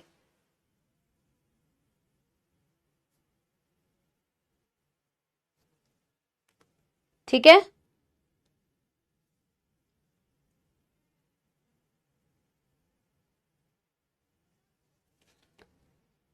चलो वेरी नाइस। एक बारी लास्ट एनसीईआरटी की जो रीडिंग बची हुई है बेटा वो एक बारी कर लेते हैं। ठीक है, देखो ब्राइटनेस थोड़ी कम की जाए। चलिए देखो क्या कहती है NCERT. As mentioned earlier, heart beat 72 times per minute, that many cardiac cycles are present per minute, यानी उतनी ही कार्डियक साइकिल आपकी पर मिनट प्रेजेंट होगी। Yes, From this it can be deducted that the duration of a cardiac cycle is 0.8 second. इसी से ये पता कर सकते हैं अगर हार्ट 72 टाइम बीट्स कर रही है एक मिनट में तो एक कार्डियक साइकिल 0.8 सेकेंड्स का होगा। ठीक है, during a cardiac cycle each ventricle pump out approximately 70 ml blood which is called as stroke volume. एक पंप में एक बीट में अप्रोक्सीमेटली 70 ml पंप आउट करते हैं, उसी को स्ट्रोक वॉल्यूम कहते हैं। और stroke volume multiplied by heart rate gives the cardiac output. उसी को तुमने हार्ट रेट से मल्टीप्लाई कर दिया तो कार्डियक आउटपुट आ गया। ठीक है, therefore the cardiac output can be defined as the volume of blood pumped by each ventricle per minute. इसलिए कार्डियक आउटपुट का मतलब होता है पर मिनट कितना पंप आउट किया। एवरेज होती है बेटा 5000 ml या 5 litre in a healthy individual. Body has the ability to alter stroke volume as well as heart rate. Heart rate को भी हम बेटा ऑफकोर्स वेरी कर सकते हैं और इसीलिए हमारा कार्डियक आउटपुट भी वेरी करता है। For example, cardiac output of an athlete will be much higher than that of an ordinary man. 5 times ज्यादा भी दिखता है बेटा, ऑर्डिनरी मैन से ज्यादा दिखता है of course. During each cardiac cycle, 2 prominent heart sounds are produced which can be easily heard through a stethoscope. अगर आप बेटा आगे डॉक्टर बनते हैं तो आप भी स्टेथोस्कोप लगाएंगे और आप हार्ट बीट सुनेंगे। प्रोमिनेंट का मतलब पता है क्या है? आपको बहुत ही क्लियर सुनाई देगी 2 हार्ट साउंड, क्योंकि 2 हार्ट साउंड्स और होते हैं जो सुनाई नहीं देते क्लियरली, और उसकी बेटा डिस्क्रिप्शन एनसीईआरटी में नहीं है। ठीक है, 2 और हार्ट साउंड होते हैं बट वो सुनाई नहीं देते हैं उतने प्रोमिनेंट जो सुनाई देते हैं वो लब ही होते हैं। ठीक है, the first heart sound lub is associated with the closure of tricuspid and bicuspid, whereas the second heart sound dub is associated with the closure of semilunar valves. These sounds are of clinical diagnostic significance. ये आपकी clinical diagnostic significance, अगर आपके heart sounds proper नहीं है, murmuring, मैंने बोला था ना हार्ट मरमरिंग, वैल्व्स अगर खराब हो गए तो एबनॉर्मल हार्ट साउंड आएगी, तो पता चलेगा तुम्हें कोई ना कोई दुख दर्द या समस्या है। समझ में आ गई बात बेटा? आई होप तुम्हें आज के लेक्चर में बहुत ज्यादा मजा आया होगा। अपना बेटा रिव्यू मुझे जरूर बताना। ठीक है, हालांकि अर्जुनाज बेटा बहुत चैटिंग करते हो तुम लोग, तुम्हारे कमेंट्स ढूंढते ढूंढते। एक बच्ची का कल मैंने स्क्रीनशॉट लिया था, क्या कह रही थी? बच कहती मैम आप कहते हो आप कमेंट्स पढ़ते हो ना, तो आप मुझे बताना क्या नाम था। मैंने उसका स्क्रीनशॉट लेके रखा था, मैं एक बार दिखाती हूँ। एक बच्ची थी आफिया, मैम आपने बोला था कि आप सबके कमेंट्स पढ़ रहे हो, तो मैं कैसे मान लूं? आप मेरे कमेंट्स पर रिप्लाई करो तभी मैं यकीन मानूंगी। अब बेटा कैसे एक एक बच्चे के कमेंट्स पे कैसे रिप्लाई करे? ठीक है, पर आप जरूर बताना। थैंक यू वेरी मच बेटा। अब मैं कौन सा गाना सुनाऊं? गाना तो याद ही नहीं आता ना। चलो कोशिश करती हूँ एक गाना सुनाने की मैं तुम्हें। यस, क्योंकि बेटा ये गाना मैं पहली बार गा रही हूँ और मुझे पता है कि ये गाना मेरे को उतने अच्छे से नहीं आएगा, बट मैं बेटा आउट ऑफ रिस्पेक्ट तुम्हारे लिए गा देती हूँ, ठीक है? यस। कहते हैं खुदा ने इस जहां में सभी के लिए किसी ना किसी को है बनाया, हर किसी के लिए तेरा मिलना है उस रब का इशारा, मानो मुझको बनाया तेरे जैसे ही किसी के लिए, कुछ तो है तुझसे बता, कुछ तो है तुझसे बता, कैसे हम जाने हमें क्या पता, कुछ तो है तुझसे बता, तू हम सफर है फिर क्या फिक्र है, जीने की वजह यही है मरना इसी के लिए, कहते हैं खुदा ने इस जहां में सभी के लिए किसी ना किसी को है बनाया, हर किसी के लिए। ला ला ला। चलो thank you so much, bye bye, see you all बेटा सुपर सून। कल की क्लास में, कल तो अब क्लास है ही नहीं, अगले हफ्ते बेटा, अगले हफ्ते, ठीक है? टाटा bye bye, thank you, thank you.